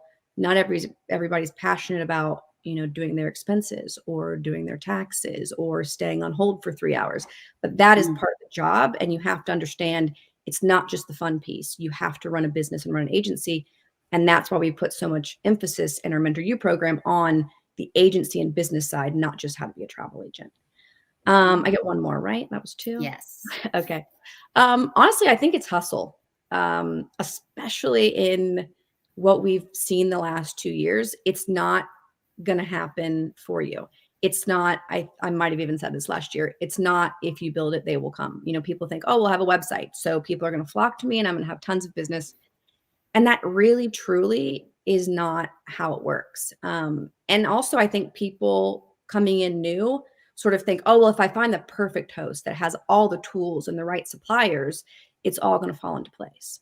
The host can only do so much. We can provide as much support as possible, but ultimately it's up to you and your hustle and putting yourself out there. I always say in the Mentor You program, we help you build the ship, but you have to sail it. So we can help you build a beautiful ship, but if it stays in port, you're never going to get anything. So you really have to steer it where you want to go. So I would say hustle is just very, very important. I actually really like that. Nobody has said that, but I really like that. And I like the way you said it with we can help you build the ship, but you have to sail it. I mean, that really is completely true. And I mean, bringing in the travel analogy in there, right, but yeah. It is. I mean, there is things that they have to do on their own. And it sounds like you provide all the support they need to be able to move forward with that. So that's great. There's no agency in a box solution. There are foundations, there are tools, there are, pieces that we can give you that we know work, but it's still up to you. Your business is unique and individual, and your client base is the same thing. Yeah, absolutely. So yeah, it's January 2022. Let's talk about what's coming up for the year. What does Uniglobe have going on this year? Well, we're hoping to just be slammed with bookings. That's what I'm just going to put out into the universe. But I think in preparation for that, we are really ramping up kind of training network opportunities. The idea is to start doing more of a hybrid now that regulations are a little more lax on meeting in person. So we did manage to do an in-person event last year, actually it was right before ATTA Global Convention. So people were already at that. So we sort of made it easy for them to come a day early and do an in-person event. And everybody was just so stoked to see each other and each other in person. So we're really kind of ramping up not just in-person events, but also virtual events, so that we can basically help with the training. Because like I mentioned before, there's a lot more to keep track of now. I don't know when the regulations are really going to stop. I think they're going to maybe slowly taper, and some will probably never go away. So we're going to have a lot more training. And I would say another thing that we've really emphasized as a result of COVID is really talking to our agents about charging fees. Some people are comfortable with it, some people are not. But in a lot of cases, when all of those cancellations happened or rebookings, the fees were the only income they got, because you've done the work, you should get paid for it, whether or not they choose to book or something gets canceled. So we've been talking to our agents a lot about that. Again, it's totally up to them; it's their choice, but we're putting more of an emphasis on fees for sure. Yeah, that's great. And exactly what you said. I think the last couple of years have definitely shown how valuable fees can be. And, it's a tough conversation, but sometimes you just have to have it. So, yeah. But the nice thing is we have a lot of experienced advisors who have charged fees and have really great advice on how to have that conversation with your clients, because there is a good way to do it. And we haven't seen a lot of pushback. If you do it well and you explain the fees properly, very few people end up getting pushback because they understand your value. Yeah, no, absolutely. So let's talk about new travel advisors. I'd love to hear one tip that you would give a new travel advisor. So the relationship is important. I think I've emphasized that, so I'm not going to harp on it too much. With your clients, that is number one. You have to establish a relationship with them, because you're not just a nameless online travel agency. But the tip that I would give to new agents is get your ducks in a row. And like if you're in Mentor You, use that time to prepare, get your systems in place, get your experience, because a lot of people get into the program and they're ready to book in like week 2. And they're like, oh, but I have someone lined up and I don't want to miss out on this. And you're not ready. You know, there is no reason to rush it. I promise you that if you don't book that one person in the first 6 weeks, you're going to lose all business in the future. So we really try to emphasize making sure that you understand the industry, you get a foundation, and you put your systems in place so that when it does come time to book travel and there is a boom and you do have a lot of people, you're prepared and not overwhelmed. So don't just get caught up in the fun part. I think I said that already, but there is a lot to this business and you need to make sure you have that in place. Yeah, no, absolutely. Absolutely. Great advice. You can't go anywhere unless you build a ship first. So let's get to the fun question. Okay. We would love to know if Uniglobe Travel Center had a themed party, what would that theme be and why? Yeah. So I had to ask the group on this one for any good ideas. And one that really came to mind from one of our staff members, actually Sharon in accounting, had a great answer. And she said, I think it would feel like a graduation party because we brought in a record number of new agents this past year. A lot of people are realizing, I think, that the boom is coming, and also maybe rethinking what they've been doing for their career and are ready for a change and something they really love. So we have a lot of newbies, we call them newbies, that are sort of graduating into being real travel agents. So that's one piece, but also for the experienced agents, sort of graduating out of this difficult time and sort of saying goodbye to the last 18 months, 2 years, and looking towards sort of a brighter future. So to us, kind of graduation is respecting the past, celebrating the good parts of it, but really moving on and moving on to something new and better. So I think that's probably the most appropriate one for us. What a great answer. First off, never heard it before. Karen. Great. I know. Thank you, Karen, from accounting. Great analogy. And really, like, even as soon as you said it, I was like, oh yeah. And like new beginnings, like everybody's hoping like 2022 is going to be that like new beginning and that excitement. So honestly, like I completely want to like throw up a graduation hat for you guys. I love that answer. Parties are a good time, and I can tell you, Uniglobe knows how to have a good time and have a party. So I love it. Great answer. It's something elevated and wild. Yeah, I love it. I thought that was great. Good. Great.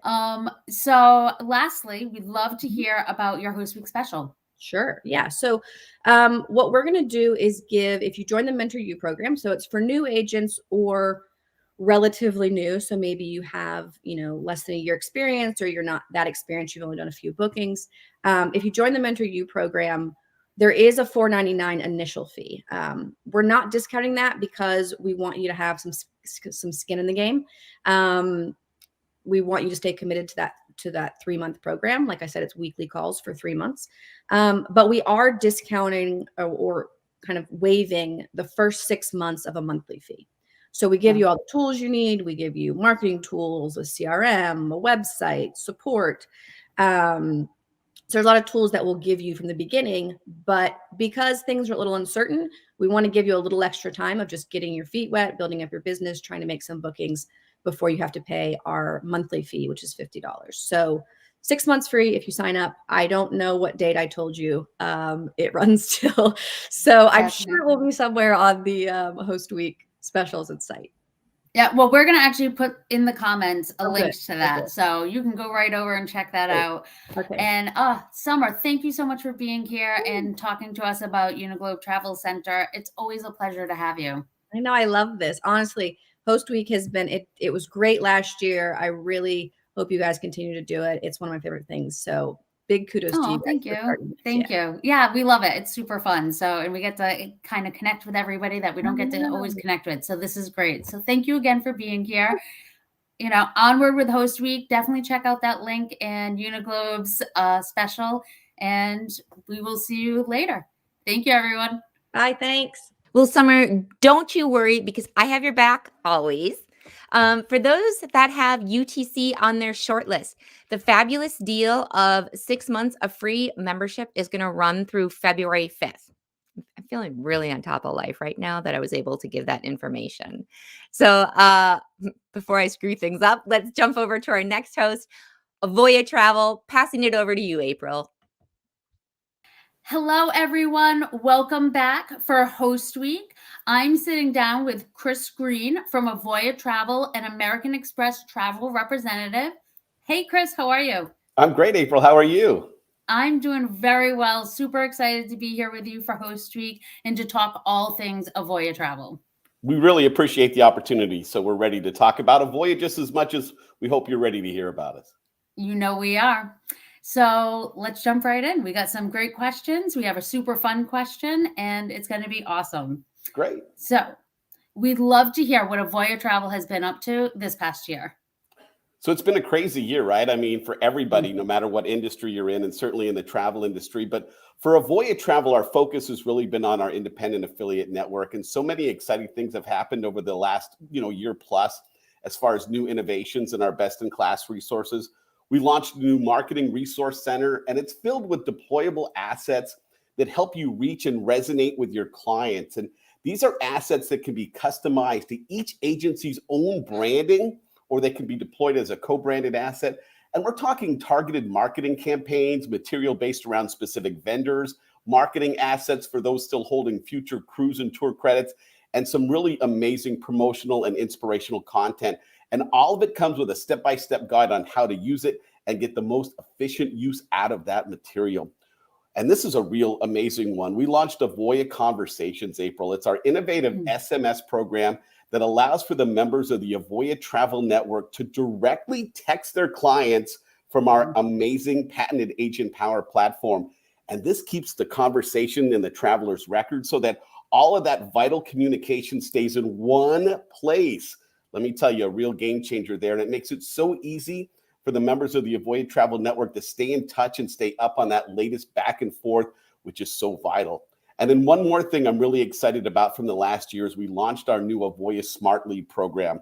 Avoya Travel has always been known for our Live Lead program, but this takes it a step further. Our Smart Lead program, based on true business intelligence, we're able to track and see if clients come back to our consumer website, or maybe they open and engage with an embedded email, and we can compile that data and then provide that information to our affiliates and say, hey, listen, this client is active and this is how they're active.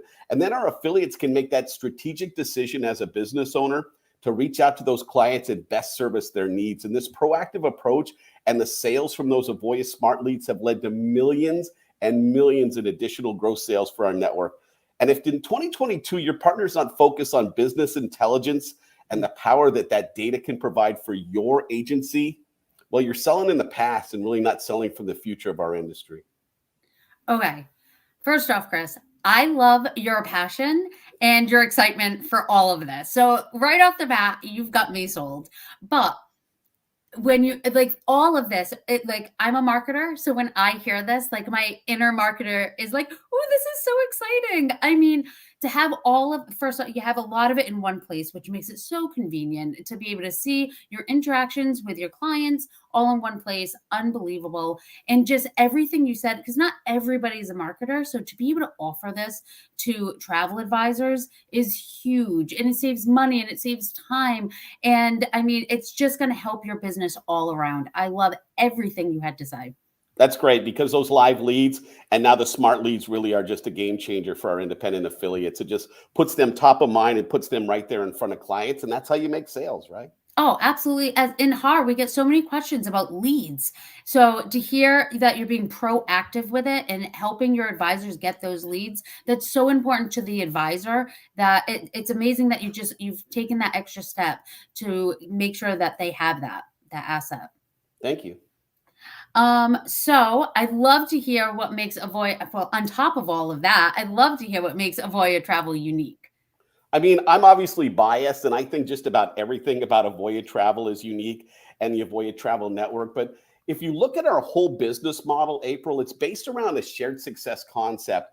At Avoya Travel, we don't compete with our own affiliates. We don't have a team of in-house sales agents that directly sell to the public. So every bit of our sales goes through a member of the Avoya Travel Network. And since we don't sell directly, Everything we do is to support that network and their ability to sell more. And we can accomplish that with best-in-class resources like true support. Imagine picking up the phone and actually talking to a real person when you need help. And then we do that also through our industry's top professional development programs, such as our award-winning mastermind program, our brand sales program, our network enrichment team.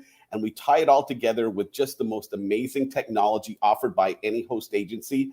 And it really is the reason why the members of the Avoya Travel Network are known industry-wide as the top-selling and top-grossing network in leisure travel. It's so refreshing and good to hear about all the support that you're giving your advisors. That's just so important to have a network of people that you know are going to be there for you. So that's so great to hear. And it's nice that they know that they're not competing with us too, that our focus and their focus, we do have a shared goal together. And so it really helps tie it all together. Yeah, no, that's great. So it's Host Week, and this week is all about the advisor. So I'd love to hear 3 words that would describe your ideal travel advisor for Avoya Travel. And I mean, we've had a lot of, agents that have been a member of the Avoya Travel Network throughout time, right? So we've really had a chance to kind of crunch the data and see kind of the things that really stand out the most. And one of them is engage. We're looking for people that are engaged with not only our business model and make time to participate and to grow and truly have the desire to have a thriving business, but engage with their own business. I mean, things don't happen by accident. You have to make time. You have to create a set of best practices, and then you have to follow them, continually tweaking them to meet the moment. And we can help our affiliates do that at a very high level, but they have to be engaged first and foremost in order to benefit from that help. The second word, April, I would say is coachability. Strong professionals have coaches. Tom Brady, right? The greatest quarterback of all time. Yeah. Tom Brady has a quarterback's coach. Tom Brady has a strength and conditioning coach. Adele, for my money, the greatest singer of our generation, Adele has a vocal coach. I mean, let that sink in for a second. The best at what they do have coaches. And Avoya Travel offers business coaching, sales coaching, and it's all part of the affiliation with no additional charge as long as somebody opts into that optional resource. And if you want to be the best, you have to act like the best and do what the best does. And that involves having that extra set of eyes and ears to help you get the most out of your own talent and skills. And I just can't stress enough how vital having that coaching component can be, and it is for our network. And then number 3 would be entrepreneur. You have to know that when you enter this, that you're running your own business, that you have to think like an owner thinks and act like an owner acts. Being a small business owner is hard in any field. It takes work day in and day out. I tell people all the time, starting a new business is kind of like when you bring a puppy home. That puppy's going to need time, and the puppy needs attention, and it's not always going to be convenient on the schedule you wish it was, right? We've all known about those things, getting woke up in the middle of the night and things like that. You still need to find the time and make the most out of it, because if you're not willing to hold yourself to a very high standard, you can't expect very high results. If you say you're going to invest 20, 30 hours a week on your agency, then the good ones do that and then they exceed it. They know they are their number one asset and they treat themselves as such. They excel in ways that they don't cut corners. They don't take the easy way out. Oh, I'll make that follow-up call tomorrow. I mean, being engaged as a business owner and being an entrepreneur is really just that simple. Okay. Nobody has said coachability this week. And what a great word to use, because it's so true. And your analogy with Tom Brady, I'm from Massachusetts, so big New England Patriots fan. We try not to think about the last 2 years, but I mean, I loved that analogy. And I mean, Adele, for the love of goodness, I mean, the voice on her, but I mean, again, going back to that coachability, because who stops and thinks about that? Nobody thinks Adele has a vocal coach, and realistically she does. So you're absolutely right. People need to be able to take a step back and be taught and learn from people that have been there and done that. So I love that word, and I loved your analogies for it. Thank you so much. I know that the people that provide those resources, they really invest a lot of time, and they have such an amazing background that they bring to the table that they can take through that coaching element and help people just really hit higher goals and set higher standards for themselves. Yeah, no, absolutely. Great point. So it's 2022. I'd love to hear what Avoya Travel has going on for 2022. Well, again, this goes back to the heart, April, of our whole business model, shared success. We're proud to offer industry best-in-class resources, again, like our exclusive live leads and marketing technology support. We continue to push the boundaries. We're really trying to create the future of how leisure travel is sold. Now, we know there's a really nice mesh between where technology arcs and where that personal service arcs. And so we have so many ways that we're helping to prepare our affiliates for the best year ever, hopefully, in business here in 2022. One of those areas that I want to highlight, though, is our brand sales team. Former, very successful independent affiliates in our network that are now part of the company, leading the charge, providing sales coaching, there's that word again, specific to our highly preferred brands.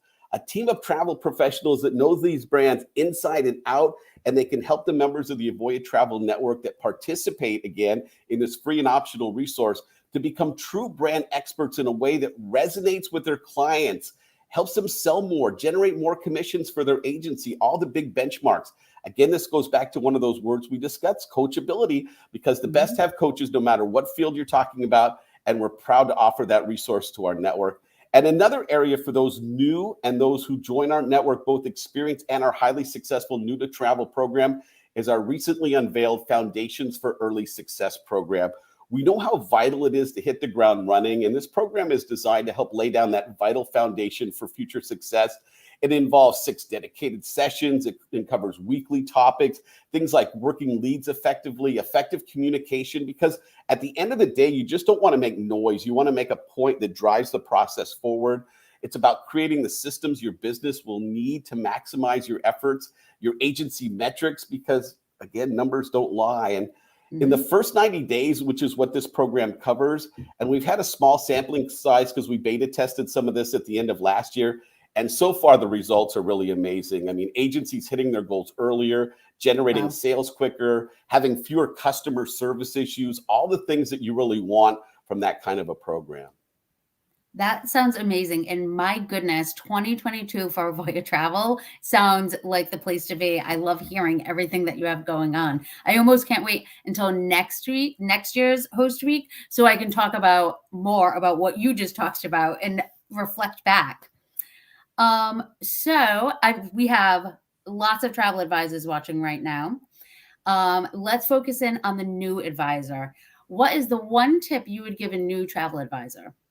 First off, congratulations for picking a really exciting industry. Yeah. And even though it's kind of a scary time in our world right now, and there's so many things up in the air, I really believe that the golden period for leisure travel is just around the corner. So I really think, it's a fantastic time to get into the industry. But my one tip for a new agent would be, again, to engage. It's one of those main 3 words we keep coming back to. And whether that's Avoya Travel or whatever partner you choose, you need to set a good foundation if you're ever going to really build a successful business. And the more you're engaged with that process from the very, very start, the better chance you give yourself for success. So, I mean, we all know, listen, you want to make a sale. You want to make that sale as soon as you can. And the more you sell, the sooner you sell, that's great. But you also need to make time to become the expert, because that's what's going to give your business legs. That's the value that you bring to the table. That's what's going to set you apart from other sources that your clients may be shopping in. I hate to tell the newbies out there, clients shop around.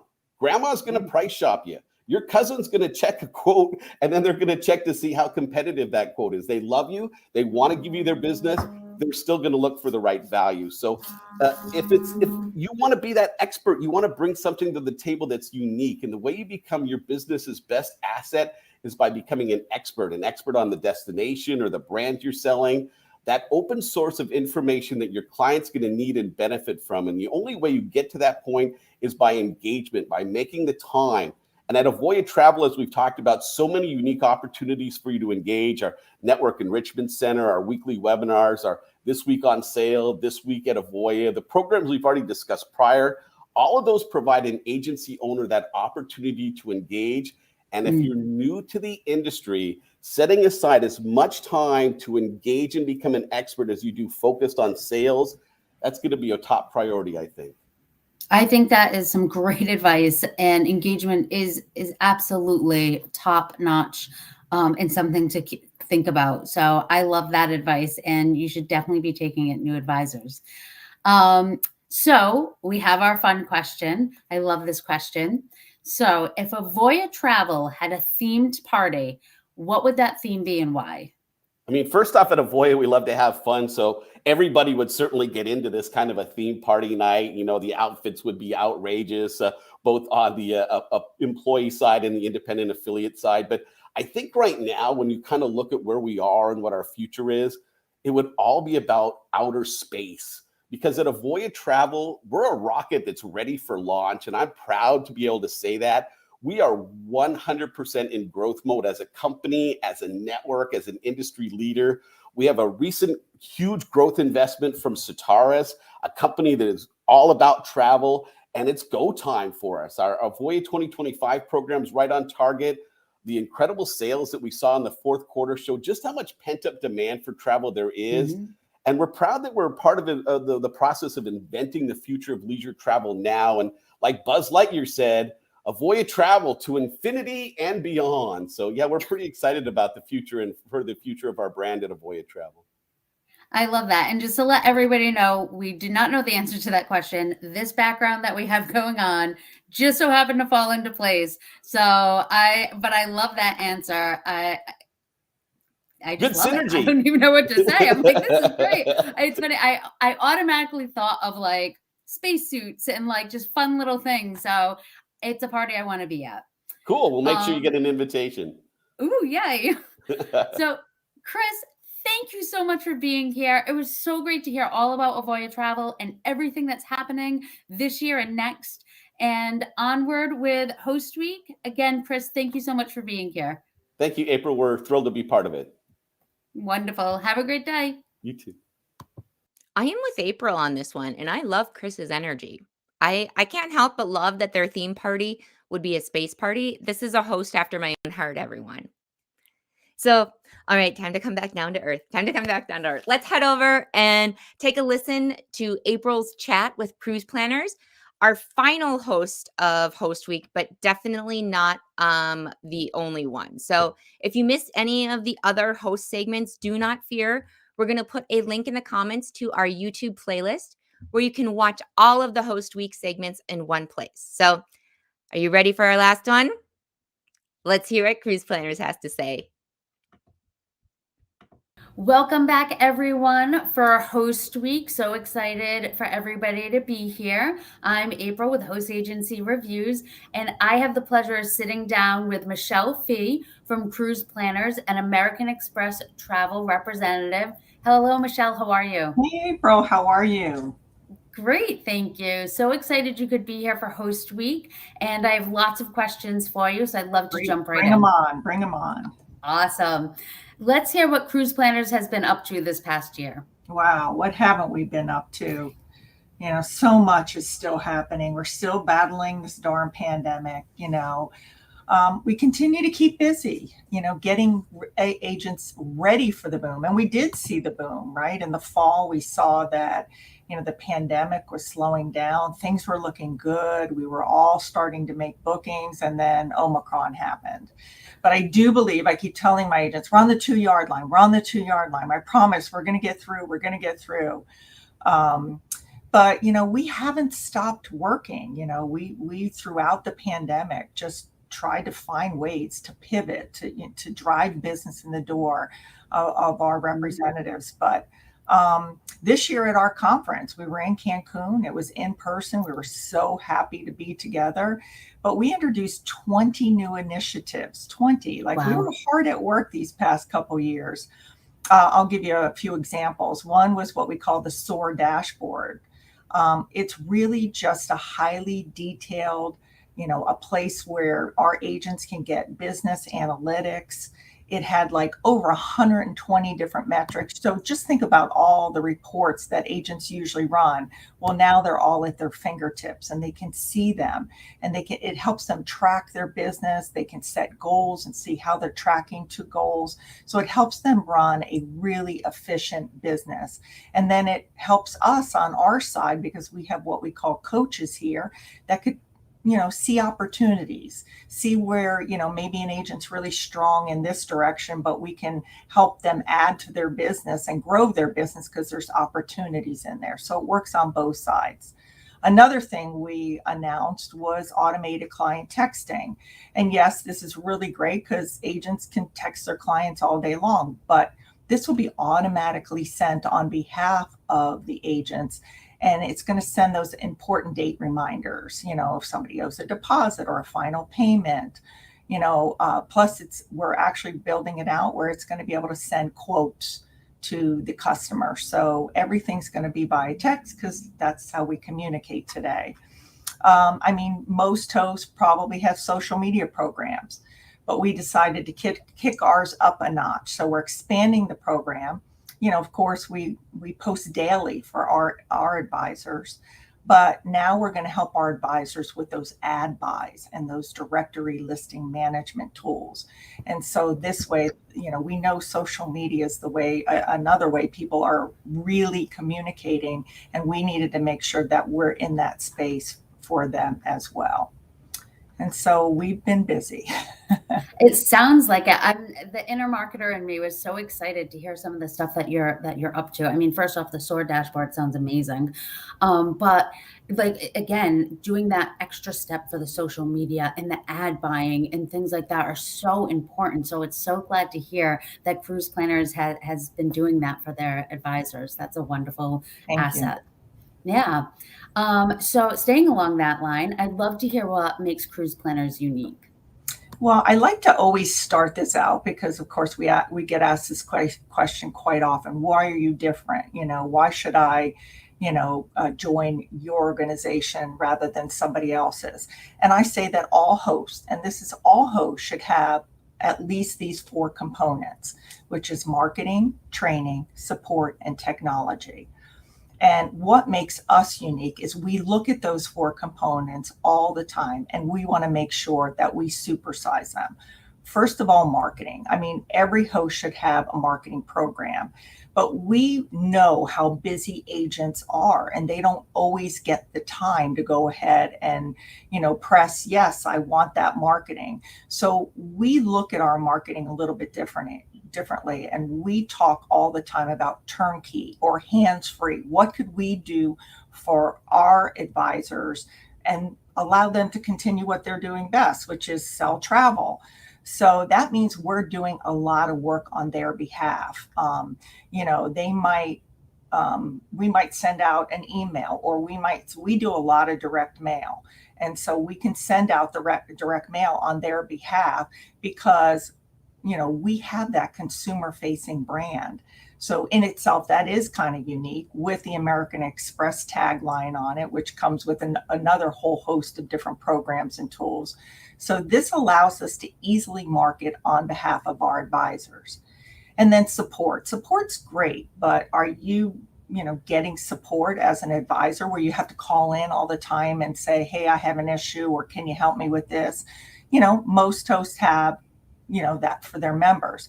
But at Cruise Planners, we take that yet to another level. And we have, I know, the largest support team in the industry for our advisors. And that's because I was an agent in my past life.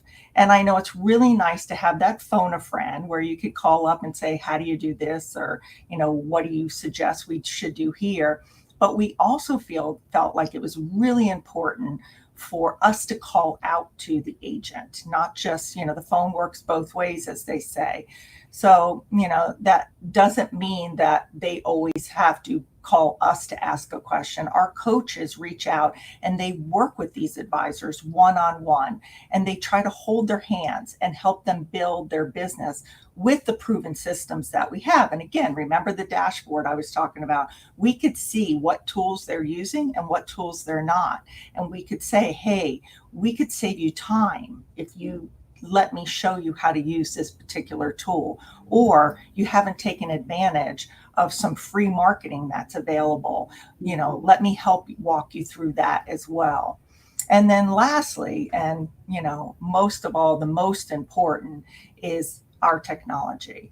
And we have an IT team that is here in-house, and they build technology based on our advisors' needs. We're not buying it off the shelf. We're not buying it from a third party. We're developing it here, and we're hearing our agents say, oh, wouldn't it be great if we had this type of tool? And we have advisory boards that like we put together just for technology. Like, what is it that you all need that you need us to build and support?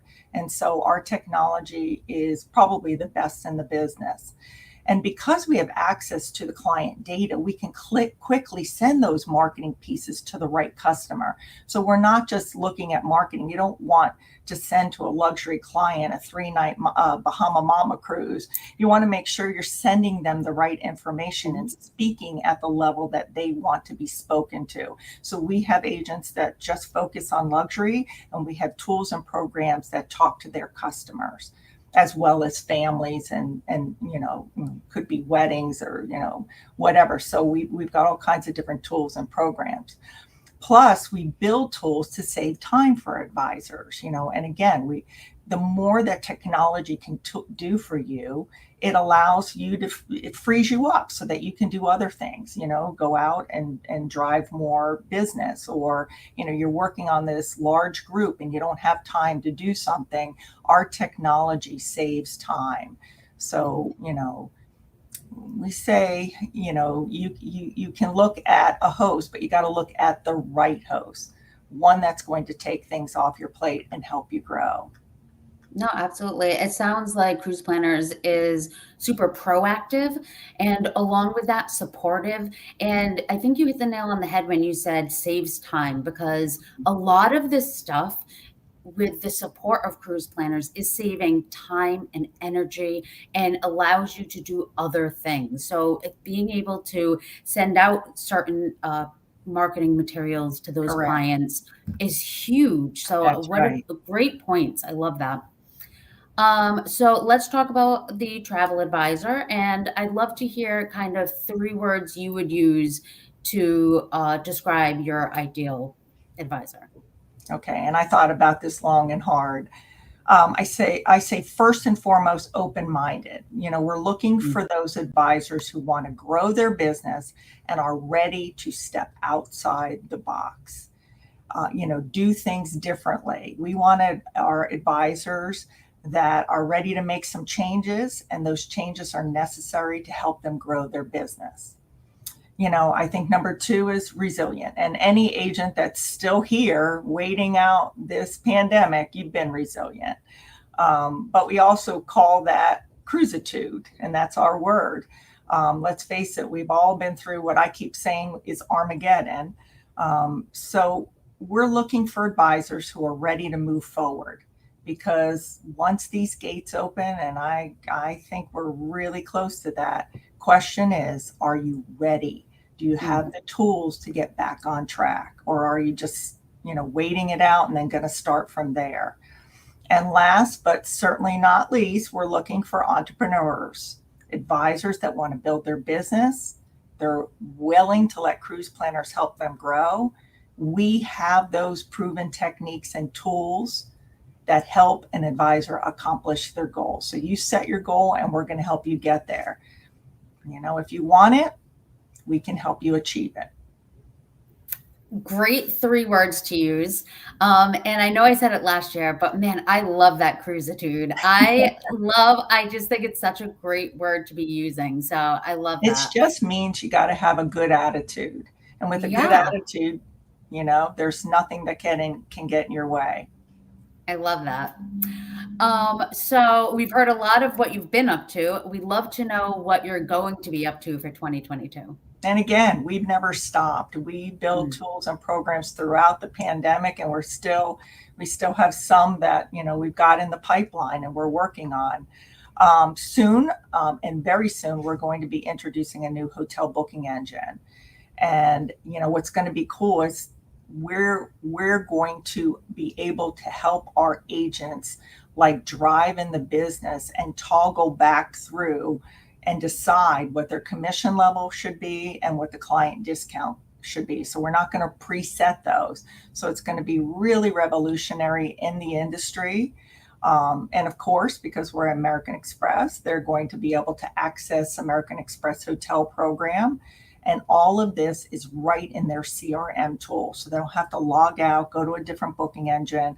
Everything's going to be right at their fingertips, downloaded, all part of, the entire reservation, if they're taking a cruise or something else, it's all going to be built right in that CRM tool. And so, we're really super excited about that. We've run programs this past year called Where to Next. And so we go out for our agents, and we're going to continue that this year. And we invite their customer base based on, again, because we have a really robust CRM tool, we know who their luxury clients are. We know who their family clients are. We know who their solo or single clients are. And we're going out to them. We invite them to basically an online Zoom type meeting.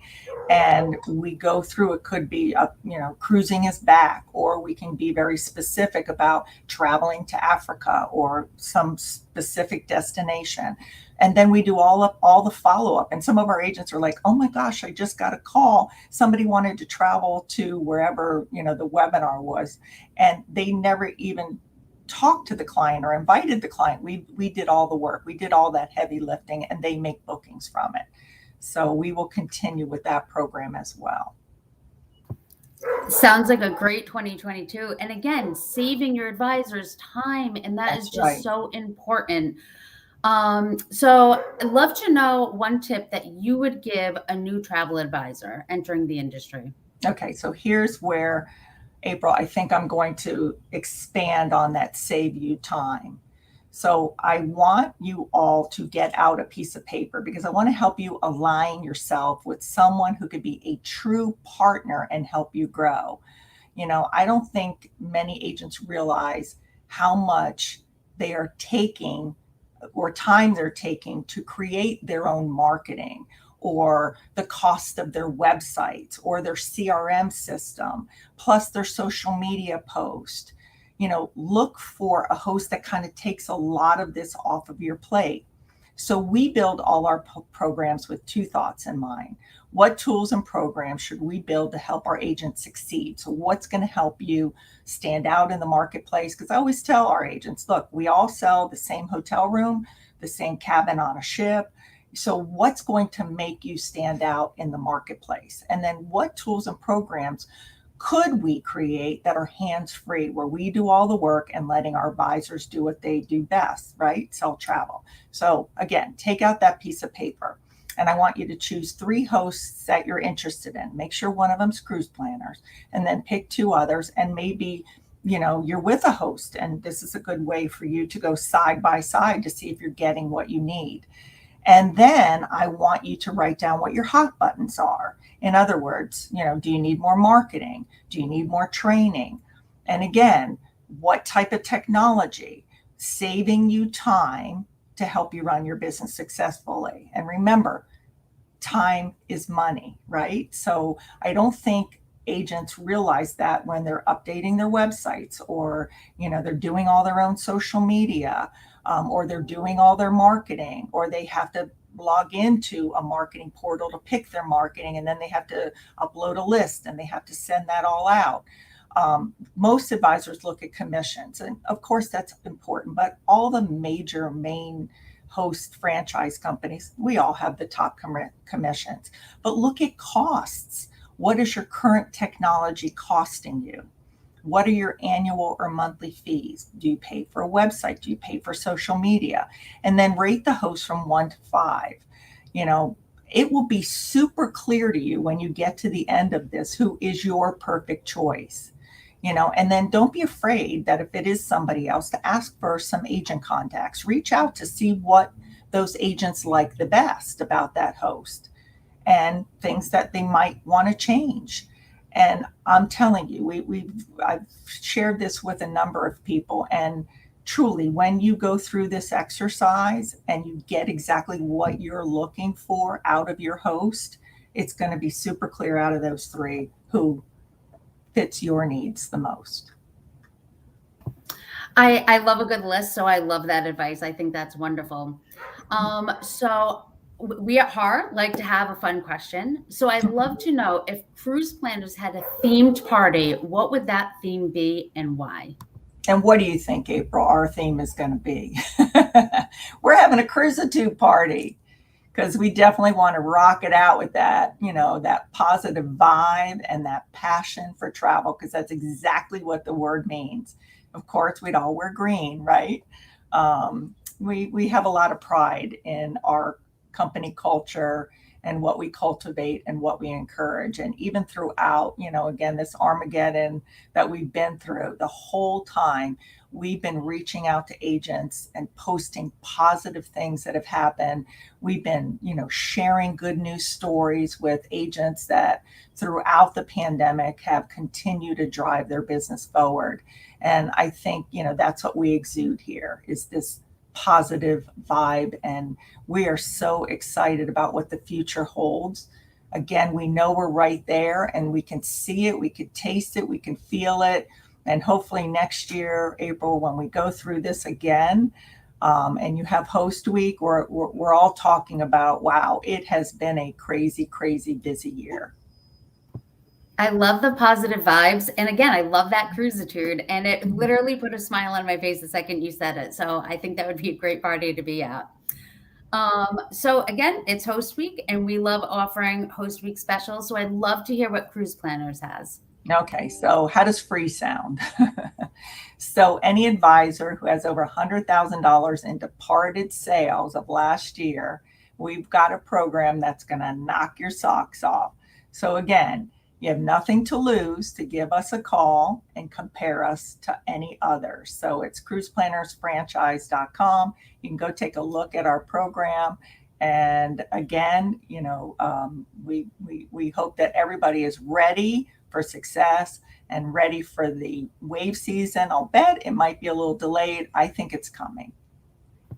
I think it is too. And I always say free is for me. So I love that. So we're going to put in the comments, we'll put a link to the special.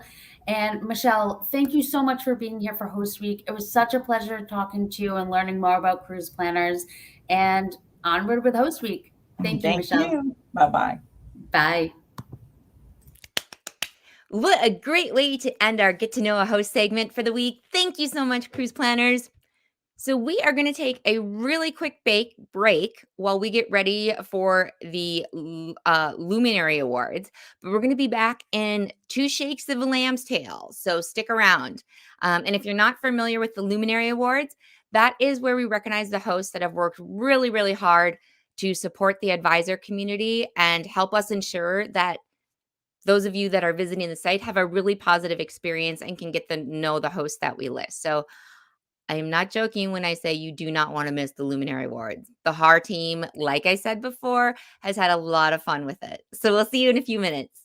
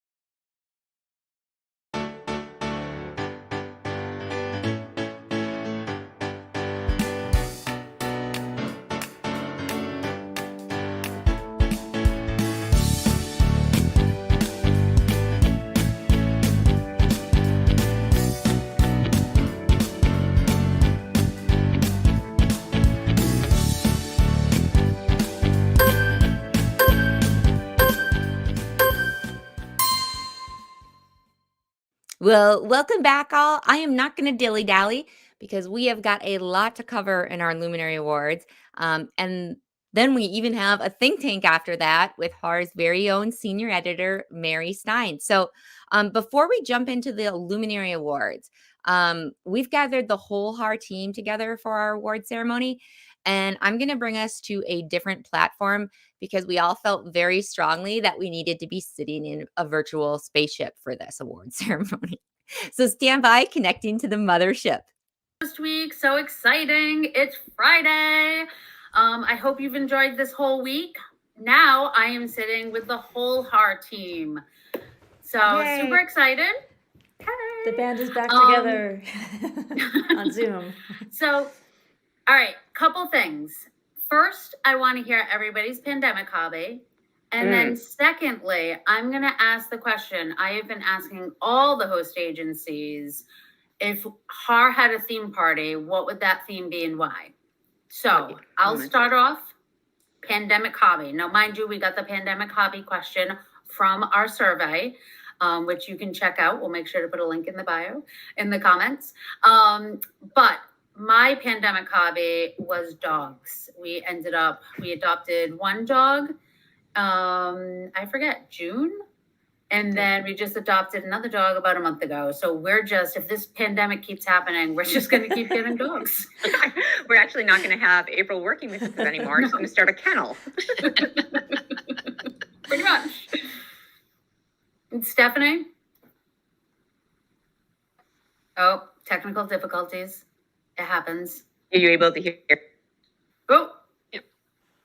We did. We didn't. There we go. My pandemic hobby is this very obscure art, Japanese art that I don't know, I kind of became obsessed with last winter. So they're called tamari balls, and they're also known as thread balls. So I'm gonna the coolest thing about them is they're literally like a ball you make that you wrap in thread. So it's really really cool. Like geometric patterns, you mark them off. And it's very meditative, but it's, I don't know if you can hear, but you can put things inside that make it like shake. Oh. So it's actually that's where hacky sack originated from. The Japanese royals used to use the silk from like old kimonos and reuse it and wrap balls into them and make different, like really cool geometric designs. So that was cool. My very obscure pandemic hobby. What about you, Maureen? Well, so my pandemic hobby is very similar to April, but mine is not plural. I just got one dog, our first dog, and at least I got to name the dog. I didn't have a decision in getting the dog, so at least I got to name it. And, she's been a great addition to the family. I don't think the cat's too happy about it, though. No, and we really like Ripley. Ripley's got a lot of energy, very similar to Orion here. They both... Yes. You can't tire them out, and very curious dogs. Yes, Ripley's going to be attending April's kennel at some point. Going on over. Like a boarding school. Exactly. Yeah, she needs a lot of discipline. Yeah, a lot of that training, I don't think it really worked. So yeah, gonna have to go back to the drawing board on that one. Awesome. We got 2 pandemic puppies. Mary. Hello, everybody. Well, my pandemic hobby was a little bit more on the cliche side. I got into making sourdough and also baking. And I came up with some pretty good pizza crusts and waffles and pancakes, and bread was like a little bit more touchy. But I'm continuing the baking. I don't have a sourdough example, but I just made these savory hand pies the other day. And I'm really loving the baking, and I eat it all as soon as it's out of the oven, and it's undignified. I feel like we should have gotten something in the mail or something from you with this new hobby. Well, that's my way of saying don't expect a package. Great. Well, thank you, Mary. That was very positive. Fast. I'm really sorry. No, that was great. Thank you, Mary. That's really heartwarming. Just being honest, just being real. All right. So, hey, next up, ladies, my question to you. If HAR had a themed party, what would it be and why? This is a really terrible question to have asked people because it's very hard. Sorry, everyone. Sorry, Like, everyone. what is holding a us for that party? question. What's a party even? Who came up with this question? Yeah, this is all my fault. So, Well, I think I would say we'd be really similar to, we would do an Alice in Wonderland themed party. And I would definitely, after this week, be the Mad Hatter with the tea party, because Host Week is a lot of work, in case any of you didn't know, but we've all been working really hard this whole month putting it together, and I have needed a lot of caffeine. And April has sent me a bunch of tea from, there's a local company here, Zest Tea, and that's caffeinated, has no jitters, no crash, which is, I can attest to. I was very skeptical about this, but I haven't had withdrawal symptoms. I don't have caffeine. So I am like the Mad Hatter throwing really psychedelic parties. I like it. That's Yeah. funny. yeah, Anybody I like else? that answer. We sort of were brainstorming on that as a team, and I think, we all really like to eat snacks, and we like to be really just kind of creative and go big and act Like on to go our through doors impulses. that are too small for us, things like Yeah. that. Yeah, I was looking a little bit at it too, and there's, I guess, one of the characters, the White Queen, responds to events before they happen, and I feel like sometimes I do that as an editor. I'm like, what's next? What's next? And I'm reacting before things even happen. So I resonated in that way too. Yeah, I Maureen, felt more like anything the on White it? Rabbit. Wait, what does the White Rabbit do, April? Well, where clearly Mary's ahead of schedule, I'm completely behind Oh, schedule one- with my clock running around like, I'm late for a very important date. I need you to come onto one of our meetings like that. I'm late for a very important date. Wearing bunny ears. That's funny. I will. Yeah, so what I like is our team meetings kind of remind me of the tea party, but there's a lot happening on those team meetings. And, yes, all we're right. talking about serious stuff, but then there's always that tangent we go on, but we Always. make it back, just, so, and then there's always a guest appearance. So, like there's a little mouse always in the teacup in Yep. Alice in Wonderland, but usually it's, Orion. either Orion Wow. or Ripley occasionally. You see her tail. So usually somebody makes an appearance too. And that's very true. That's true. You never know what rabbit hole you're falling into. That's like 100% host agency reviews. So We it's like exciting. to do rabbit holes and make people fall down them and get lost on our site. Like right now, talking about this, we're just like, I know, at least we've stayed on topic. I'm really Yeah, proud. yeah. This is about to become a 2-hour segment. With that in mind, let's keep it moving before we go off track. so next up, Steph, you want to talk about Luminary Awards? Yeah, I would love to. I'm glad you brought that up. Let's go ahead and get ready for Luminary Awards. So I'm going to, You're right. boom. Oops. Did that change? Oh, you guys. I almost mine? forgot. Oh, there we go. We're Hold doing- on, There we go. I'm we're still doing finding We're doing mine. a big reveal. There we go. Woo, I'm in space. We're actually recording this in a different place because we needed to have this background for us. All right. You can see Steph why goes Alice in all out. Wonderland is our theme party. It's like making so much sense. Bum, bum, ba-da. I like how stylish you are in your spacesuit with Yeah. the sweater. It's the day to night look. Is that what it's called? I don't know. All right. Well, it doesn't look quite as professional with this big sweater underneath, but all right. So our Luminary Awards obviously have a little bit of intergalactic kind of theme going on. So every year, this is our 4th year of doing our Luminary Awards, and it's what we put together to kind of recognize host agencies that value the hosted advisor community and really engage with our site and help us collect data and things like that. So there's 5 different awards.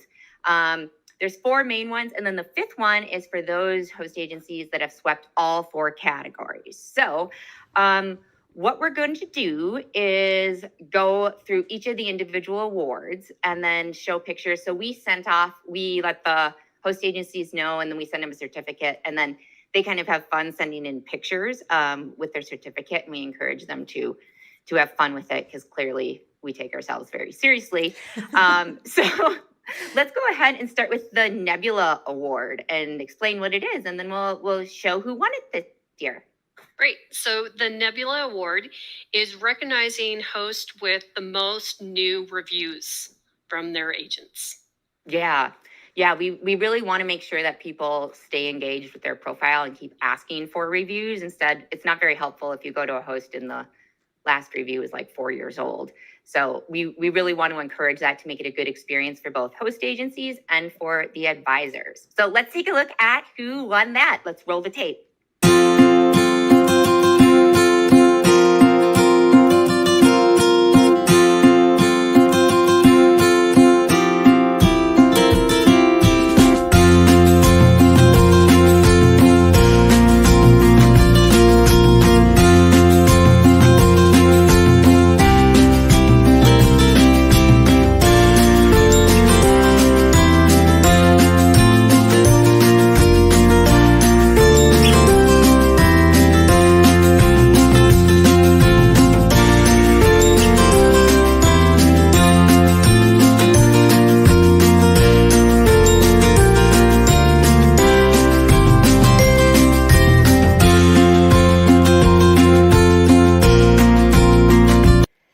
Congratulations, everybody, on the Nebula Award winners, and thank you for sending in those fun pictures.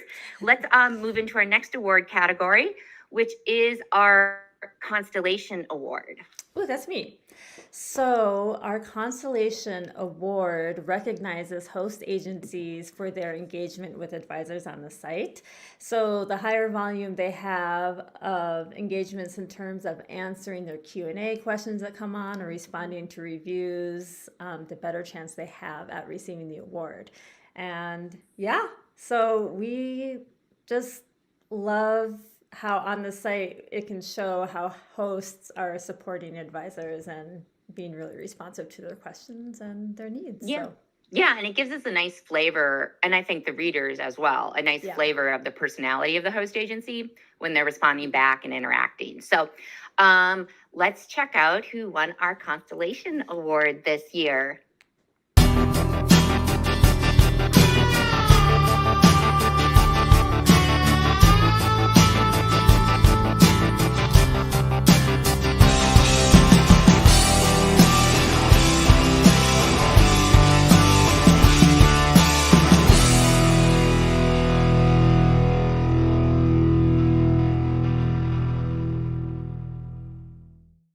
All right, well, that was wonderful. Congratulations to all the hosts that have been interacting with their site and won the Constellation Award. One thing I want to mention is that it hasn't launched yet, but in the next couple months, we'll be adding a section on profiles for Luminary Award badges. That way you'll be able to see any of the host agencies that have won this year's Luminary Award. So it'll be right on their profile. And with that, let's go into the Supernova Award and get some details on what that is and who won it. Awesome. So Supernova, I like to think, is the best of the best because they have 4+ stars on our website and they get at least one new review a year. So they're really staying up to date and people can see what it's all about their host agency. Yeah, exactly. So let's see who won our Supernova Award for 2022.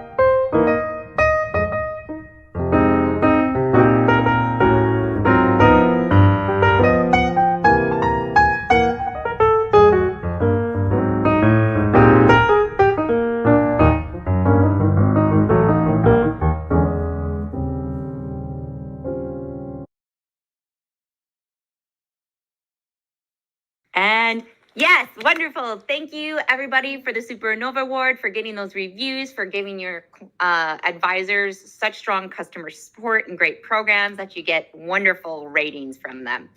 Our last award is our Data Scientist Award. And like the name suggests, this is for the host agencies that have really helped us out by pushing out to their network our annual survey.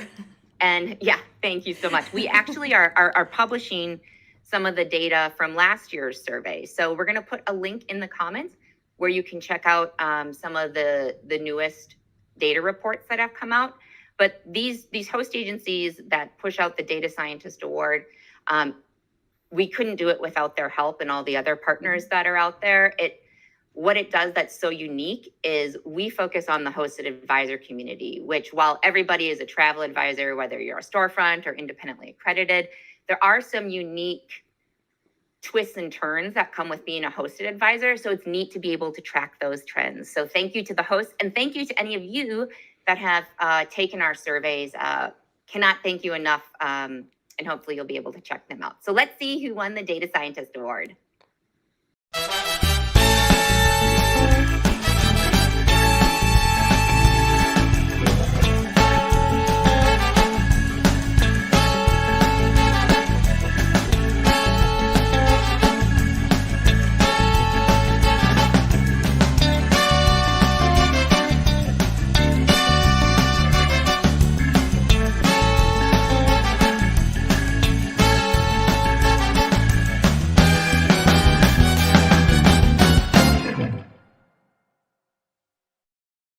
Congratulations. All right. So Data Scientist is on. That means we've done our 4 Luminary Awards. And now we need to do the grand finale one, which is our Galaxy Award.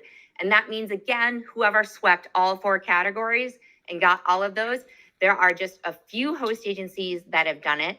And we started this, I think last year was the first year we did it. Mm-hmm. So this is our second year offering the Galaxy Award, and we put together a little fun tape we want to roll for you to introduce the 3 host agencies that have won the award. So we're going to roll that, and then we'll move into images of or videos of the people that have won the awards with their teams holding it. Because what we did too with that was we have a real big theme here going on with all our backgrounds and our costumes, and there's more, folks.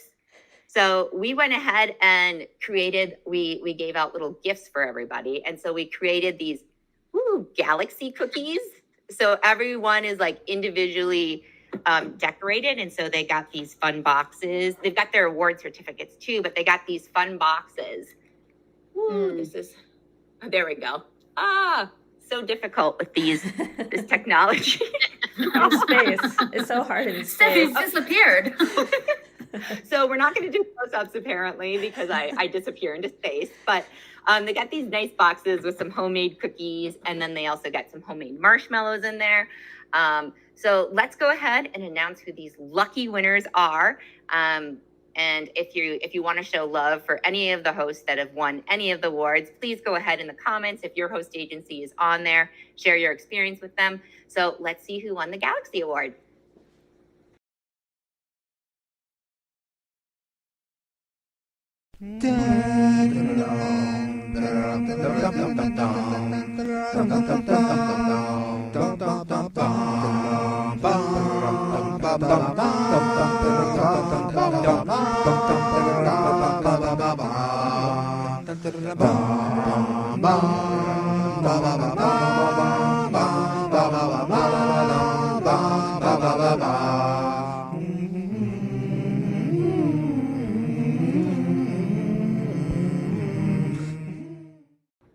All right, so big congratulations again to our Galaxy Award winners. These are hosts that are incredibly engaged with our site and help us out in gathering data, making sure that our users have the best experience on the site. So thank you, thank you, thank you.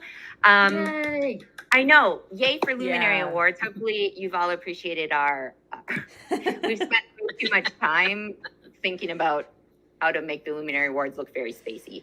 But so one thing, don't go yet because the day is not over. We've just done the Luminary Awards, but We also have Mary's think tank. So Mary, I don't know if you want to give a quick overview of your think tank, and I would encourage everyone to attend. So Mary, go ahead. Yeah, so my think tank is coming up in a little bit, and it's all about generating some ideas for your travel agency blog.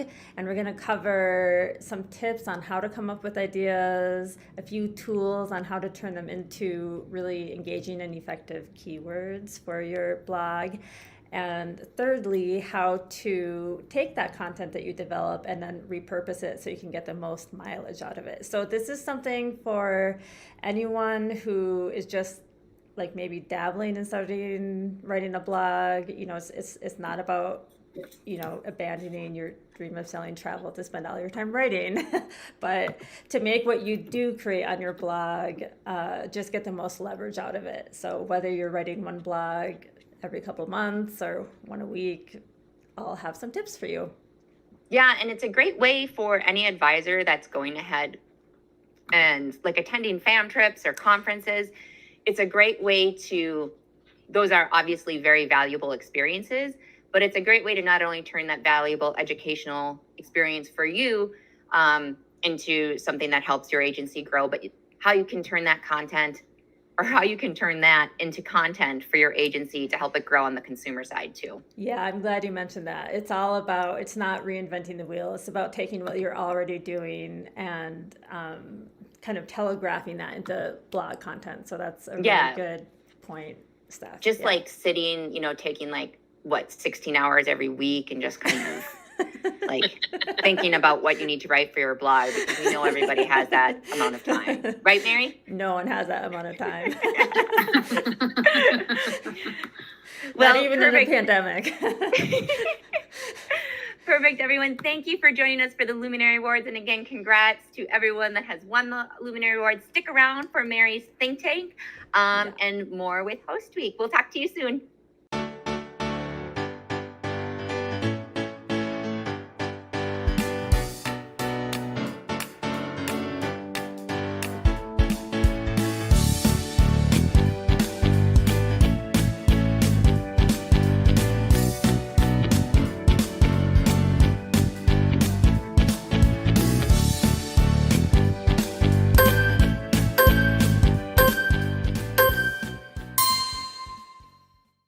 All right, we are back, and I am so excited to turn this next part over to somebody that you're already probably really familiar with, and that is our senior editor, Mary Stein. And I know a lot of you had read her articles, and you've definitely run across her writing, so you know how gifted she is at her trade. And the good news is she is about to share some of her secrets with you. Well, actually, there's multiple good things about it. So not only is she doing today's think tank, but we have an interactive think tank follow-up. She's going to have some exercises for you to do after you do her lesson. So mark your calendars for February 9th at 1 p.m. Central Time to make sure you have a really good, solid understanding of things and you can get feedback from Mary. If you want to participate in this follow-up think tank, we need you to register separately because we're going to send you what we don't want to do is get spammed. You've seen some spam pop up during our stream. So what we want to do is make sure that we're trying to keep people out that aren't necessarily actually active or actually advisors. So you can register for Mary's think tank at har.news/thinktankme. We'll put the link in the comments. And then I'm not going to keep you in suspense any longer. Let's hear what Ms. Mary has to say. It's all you. Hey everyone, welcome to the last day of Host Week programming. I hope that you've had a fantastic week. I know I have. For those of you who were just at the Luminary Awards, you know I've very promptly come down from space in a mere 10 minutes, and I'm here presenting to you a think tank on how to generate and optimize some content ideas for your blog.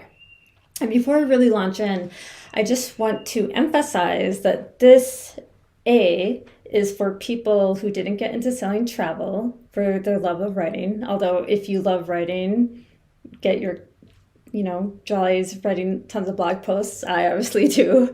That's great too. But it's for those who don't have much time to invest in creating content.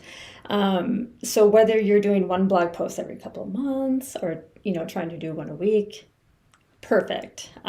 We're going to go over strategies on how to get the most mileage out of your blog posts. And it's also relevant for new agents who maybe are just seeding ideas for their blog. And if you're one of those new agents who's just starting a website, make sure you go check out Bridget Lee's think tank on Starting a Wix website.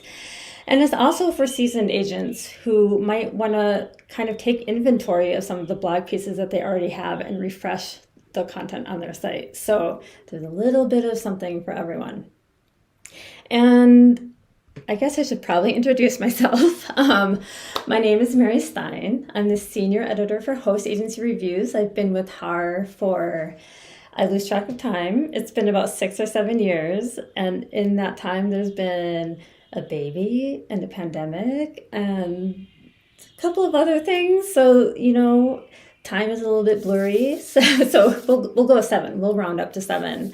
And probably most of you have met me in some capacity or another. I tend to be a little bit more behind the scenes. But what you may not know about me is that I have a background in creative writing. So I really like to combine kind of the powers of creative pragmatism when it comes to blog writing, like channeling into ideas that are fun and unique and just really express your individuality and passion as an advisor, but then also that are practical and can find the people who want to read the information that you have to share. So that's what we're going to talk about and how to do. So we're going to focus on 2 things in this time. The first is to talk through a writing exercise on coming up with some ideas for your blog that are rooted in your interests, in your experience, in your expertise, in your passion, and just to kind of get your creativity percolating a little bit. And the next thing we're going to do is, after we walk through on how to generate some of those ideas, we're going to talk about how to hone them and optimize them so you can just get the most mileage of the content that you do create on your site. So that's what we're going to talk about very briefly. Okay, so my aim for this session is to just kind of get you excited about making a blog, like some blog posts for your site, and also to demystify the idea that you need to be like a fantastic writer, in order to have an effective blog, because that's actually not the case. What's more important is just feeling excited about what you do and sharing your knowledge and love for your profession. So I will help you with the tools for your writing to resonate well. So lots of tips and tools for some non-writers, and tools for writers too, because I use them myself. So here's what we're going to start with, the exercise. And the exercise is in 3 parts. So the first part is there's a link to a PDF, and I'm going to put it in the comments. I'll put it in the description. If for some reason you can't find it, you can email it to me. But it's going to be a worksheet that offers different writing prompts, okay? And you get to pick which prompts really feel compelling to you. You don't need to do all of them if you don't want.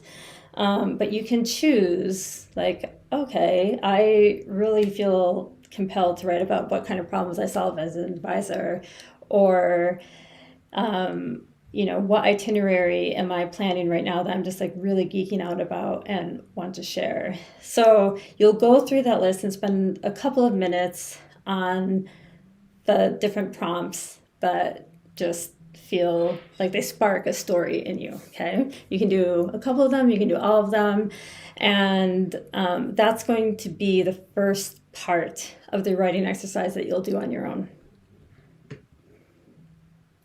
And then the second part of the exercise is you'll have kind of like all this hopefully beautifully chaotic writing, and ideas will start bubbling up. The second part is to go through that writing and see if there's any topics that are really kind of jumping out to you.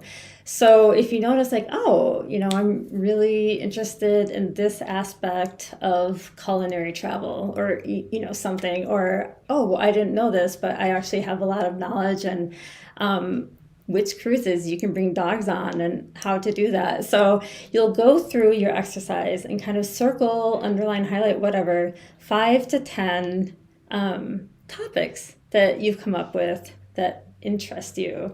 And this is going to be kind of the seed of perhaps the beginning of a great, enduring, and engaging blog piece for your site. Oh, that's my dog knocking on the door. Let's see. Hello? No? Okay. She's a little camera shy, so you won't even be able to see her anyways. So the third part is once you start writing down, like narrowing down those ideas, you can just kind of take stock of what you have and see if any other ideas come out of that. And the goal is for you to write down 5 or 10 topics that you could write on a blog. That's the goal of the exercise.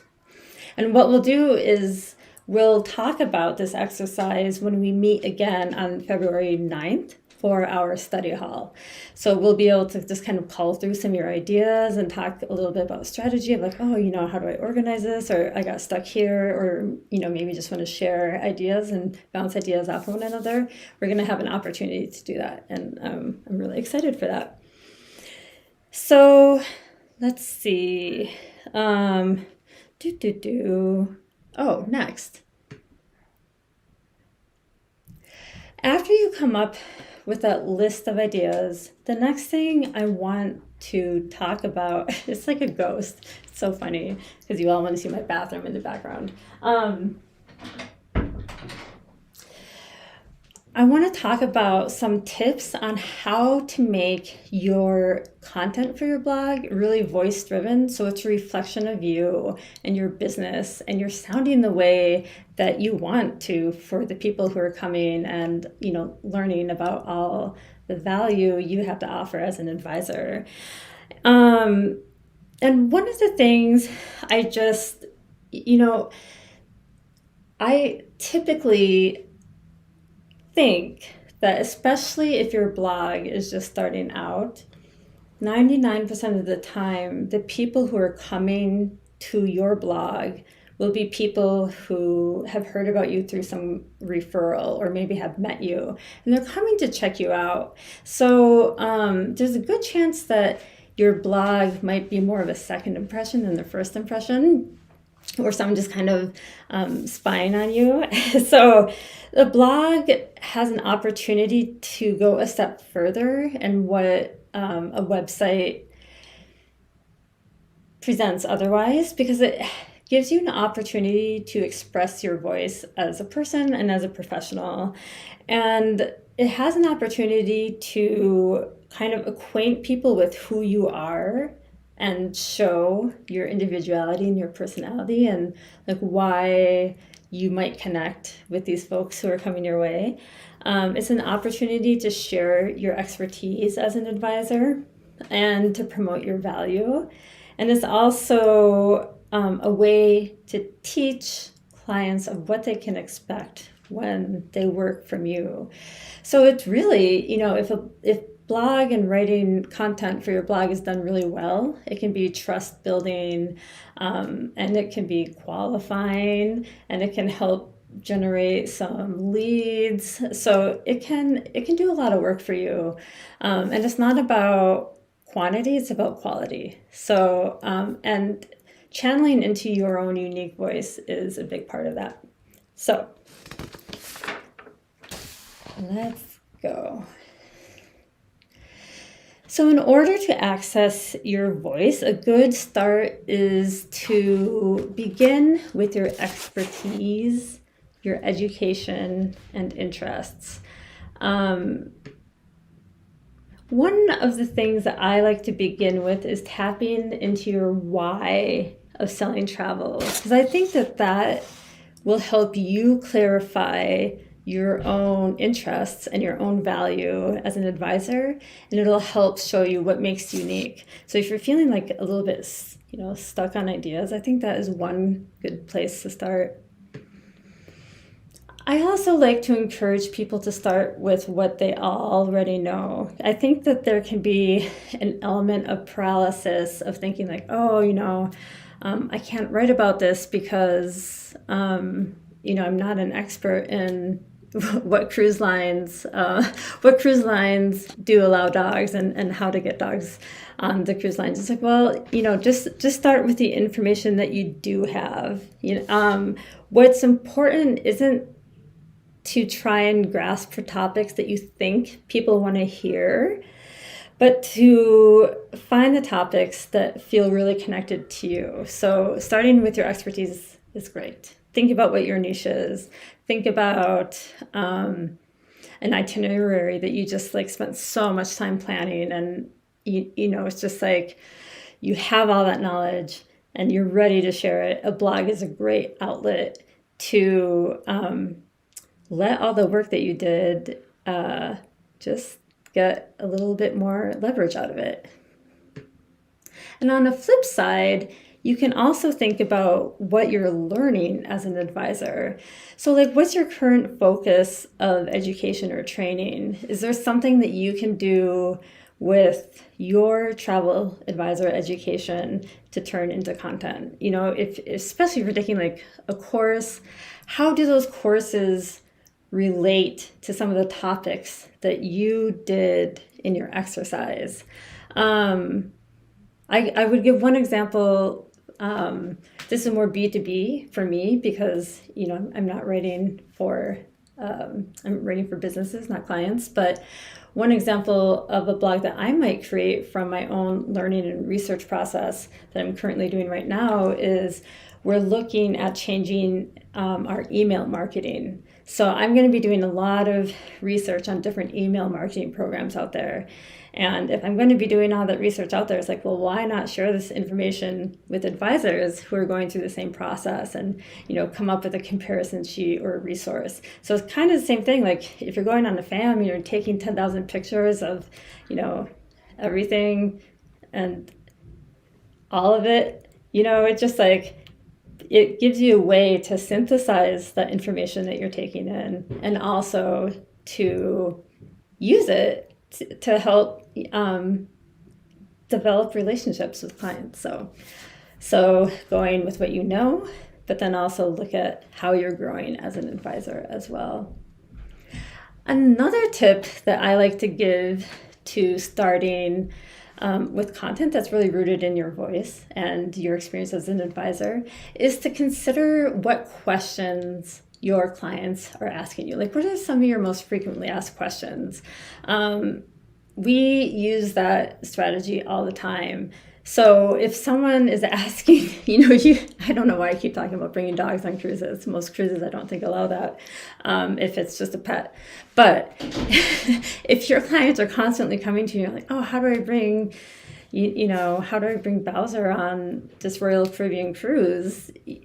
And that's something that could be possible. and you have, 20 people asking you it. It's great. You can just create this blog site and be like, hey, I have this resource for you. So think about what your clients are asking you and if there's a way that some of your content can answer those questions and if it's connected to some of the things that you're kind of interested in too.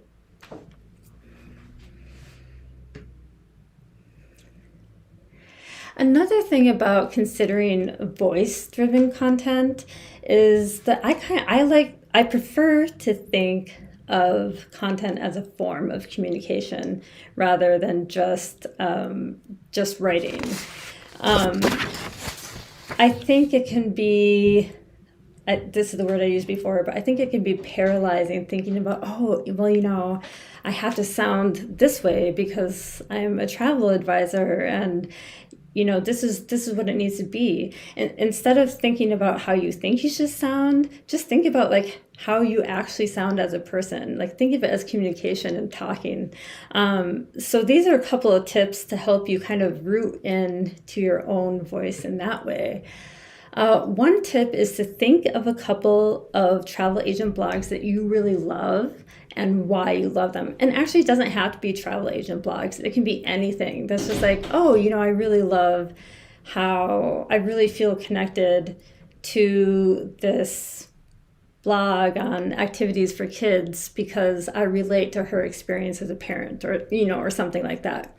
And as you think about a couple of blogs that speak to you, you can kind of get a sense of how you're building that connection with them and how you might be able to extend that with your readers as well, your clients and your potential clients.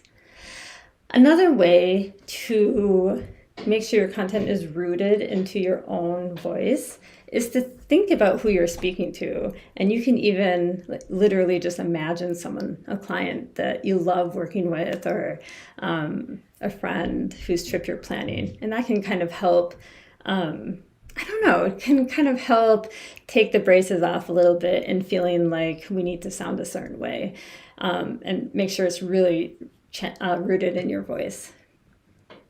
Oh, this is kind of the same. So in addition to imagining who you're speaking to and what they want, thinking of it as a conversation. So I kind of jumped the gun on that one. And then the last one is to get sensory. When you're sitting there, the sensory experiences you have with traveling is really going to be something that makes you stand apart, not only from other advisors and show your uniqueness, but it's really what makes you stand apart from, big OTAs, and also from like stock content that you can get from other places, which is great to use, in addition to hopefully some of the stuff that you're doing too. But it really is a way to channel into your own authentic experience if you're having a hard time kind of rooting into that. So those are a couple of ways to make your content voice driven and to help develop those connections with your readers. Okay, so we talked a little bit about the creative side with channeling your voice and doing a fun writing exercise. And now the other half is how to take those ideas that you have and to really hone them so they're practical and they're finding the people that want the information that you have to share. So I'm going to talk a little bit about SEO. I'm hesitant to even say that word. SEO stands for Search Engine Optimization. And the technical definition of that is the internet elves that decide which blogs go on top of a Google search. That is the technical definition of what SEO is. So SEO helps people find you. It helps people find your content. So what we're going to talk about with SEO in its most basic, primitive form for people who don't want to think more than 2 minutes about SEO if they don't absolutely have to, is moving from concept to keywords. So taking your great creative ideas and really getting practical with them.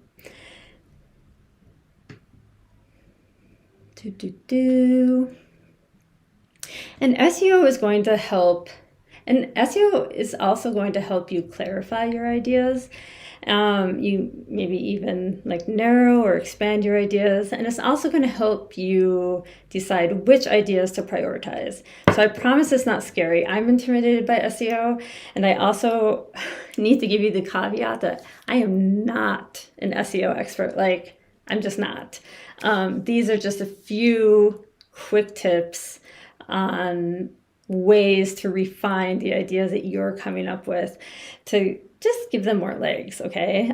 If you want a heavy-duty SEO expert, this is a great time to go have a snack, and I'll give you some more resources for that. But but stay around and see if you come up with any tips. So, okay. So these are some of my favorite, very basic SEO strategies. One of my top favorites, that's the easiest in the world, is using Google search. Anyone can do that. And I'll go more into depth on how you can use these tools soon. Another one that is my personal favorite SEO free tool is Ubersuggest. And one of the things I love about Ubersuggest is that it's super user-friendly and you don't even need to create an account to use it. So they have a free program. You don't even need to give them your name, let alone your email. I kind of like that. And then another fun one is called Answer the Public. And it was new to me, but I thought it was pretty cool. It helped me come up with some ideas using some of the keywords in my own writing about like, oh, what might people be asking? And, you know, how can I turn this idea into a great title or keyword or help shape what I want to write about. So basically Answer the Public just illustrates how people are asking about the topics that you want to write about. So let's just look a little bit at these tools. Oh, Href. Okay, sorry. This is for the advanced people. Href is something that we use personally at Host Agency Reviews.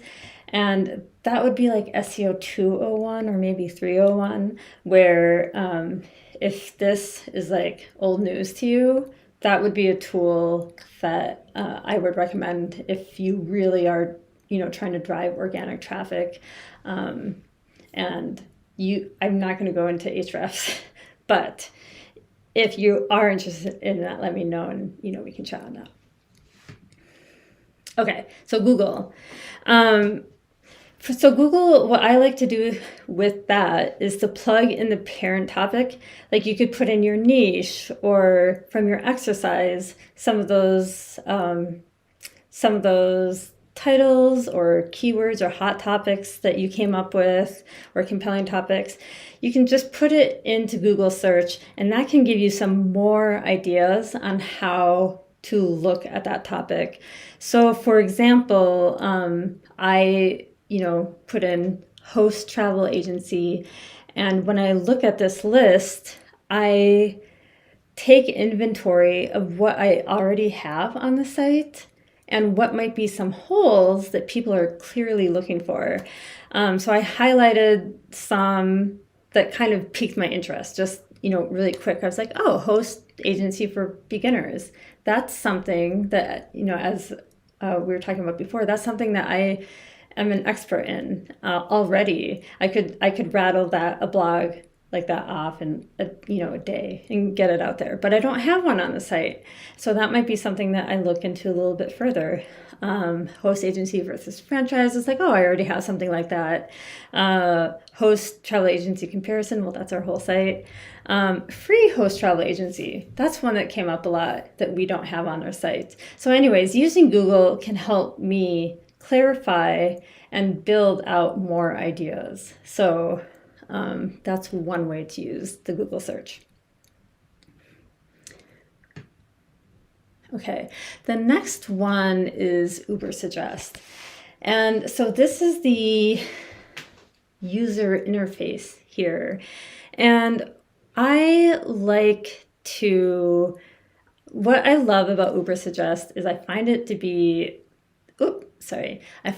the most user-friendly SEO tool. So it's just like, it's basic, it's easy to read, but it also gives me the information that I want, like the most basic information, right? So again, here on the Ubersuggest, I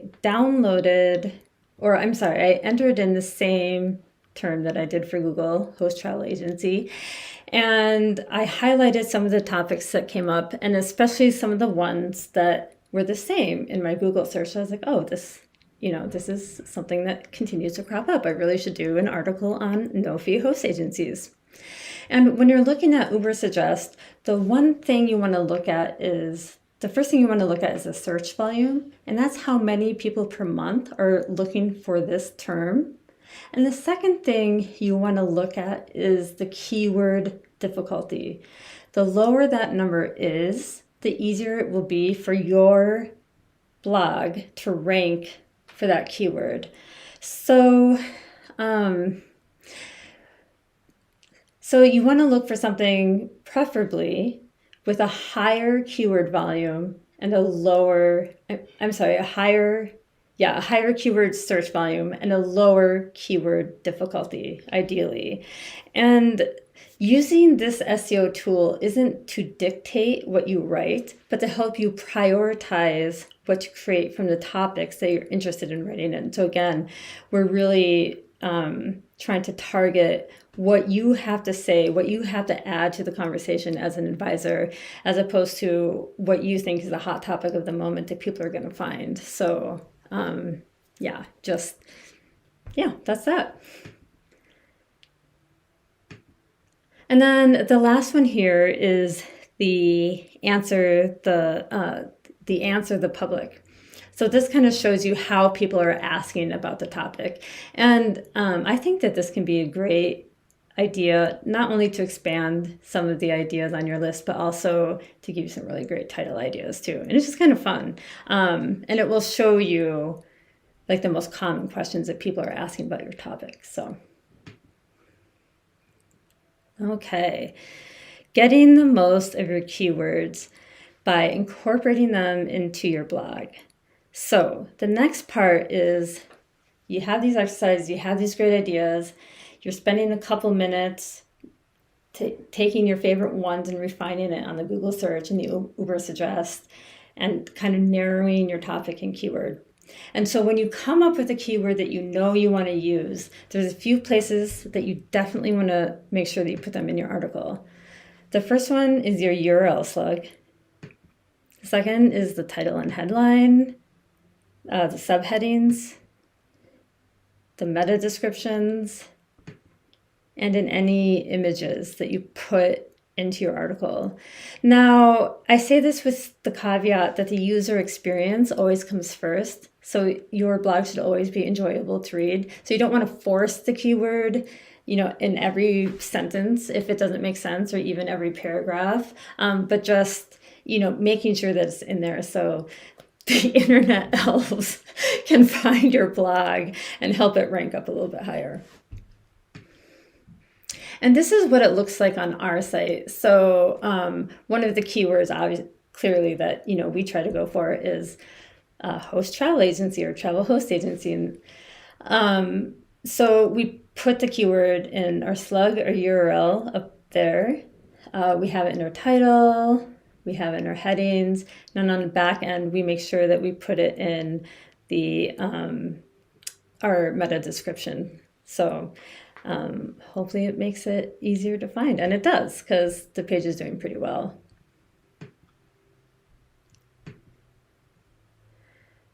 And again, this is just like, if you only come with one takeaway, is using these SEO tools to help you prioritize what you want to write and not dictate the content you want to create. So just really use this as a tool to help you clarify your ideas and not steer the ship. Okay, so when we get together on February 9th, 1 p.m., that's going to be an opportunity for us to talk about some of our ideas. And it's going to be a follow-up just for folks who attended this think tank or watched the recording. So we spent some time brainstorming on how you can generate some meaningful topics that are connected to your voice and really amplify your interest and your value as an advisor. And during the follow-up, I'll spend some time going over additional resources on how to develop that content, because I just didn't really have time to get into that today. And then we'll have an opportunity to share some of our ideas and strategize on the topic. So again, I'll link to the PDF exercise. There's going to be a link to the February 9th follow-up session. And yeah, I hope that this kind of helps make it feel a little less intimidating. I know it's a lot of information in a relatively short amount of time. If you have any questions before we meet up, just feel free to email me here, Mary at Host Agency Reviews. I'm going to be giving you a link to the slideshow. And the slideshow is going to have links to all the resources that I had mentioned. So if you're like, whoa, you just spent like 10 seconds on the slide with, information about search volume and keywords. And, if you want a little time to synthesize that, you'll be able to kind of explore it a little bit more. So that is what I have for you today. Thank you again. And I hope you have a great weekend. I will see you soon. Bye. Wowzers. It is Friday afternoon, and that is a wrap. I wish I had one of those. I don't even know what they're called. Does anyone know what they're called? Those flappy things they use at movies. Because I've been feeling like we're doing really high production value here, movie-like things. I mean, we're putting together a 5-hour, 4-hour stream, so it's longer than your average movie. But anyhow, don't forget that even though it is Friday and we're wrapping up for today, there is more to come tomorrow. So we have a think tank tomorrow at 12 p.m. Central Time with Patty Noonan from the Travel Institute. So make sure to log in for that. And if you liked what you saw this year, you can register now, today, for Host Week 2023 by going to har.news/HW2023. So har.news/HW2023. Also, a reminder that some of our Host Week specials and deals that we have going on exclusive to Host Week, some of those are going to expire at the end of the month or maybe even tomorrow. So make sure to check out the blog and the expiration dates so you don't miss anything. And then also sometimes we have throughout the week, if you checked it on Sunday, we've had some come in since then. So make sure to check it out again. And speaking of not wanting to miss out, if you want to get involved with Host Week next year, whether you're an advisor, public speaker, a host, a consortia, a supplier, etc., an alien, drop you a line and we can start a convo and maybe we can rent out your alien chip or something next year. So my email is Steph, STEPH, at hostagencyreviews.com. So we're always looking for new voices and great content to bring the HAR audience. And we'd love to have a more diverse group of speakers next year. So even if you've never spoken at an industry event, don't let that hold you back. So if that's something you want to explore, reach out, let's chat, and we'll see what we can make happen, okay? Well, that is it for today, everybody. We are going to, again, be back tomorrow at 12 p.m. Central Time for our last think tank, and then followed by 2 interviews with advisors who are full of tips for both new and experienced advisors of light.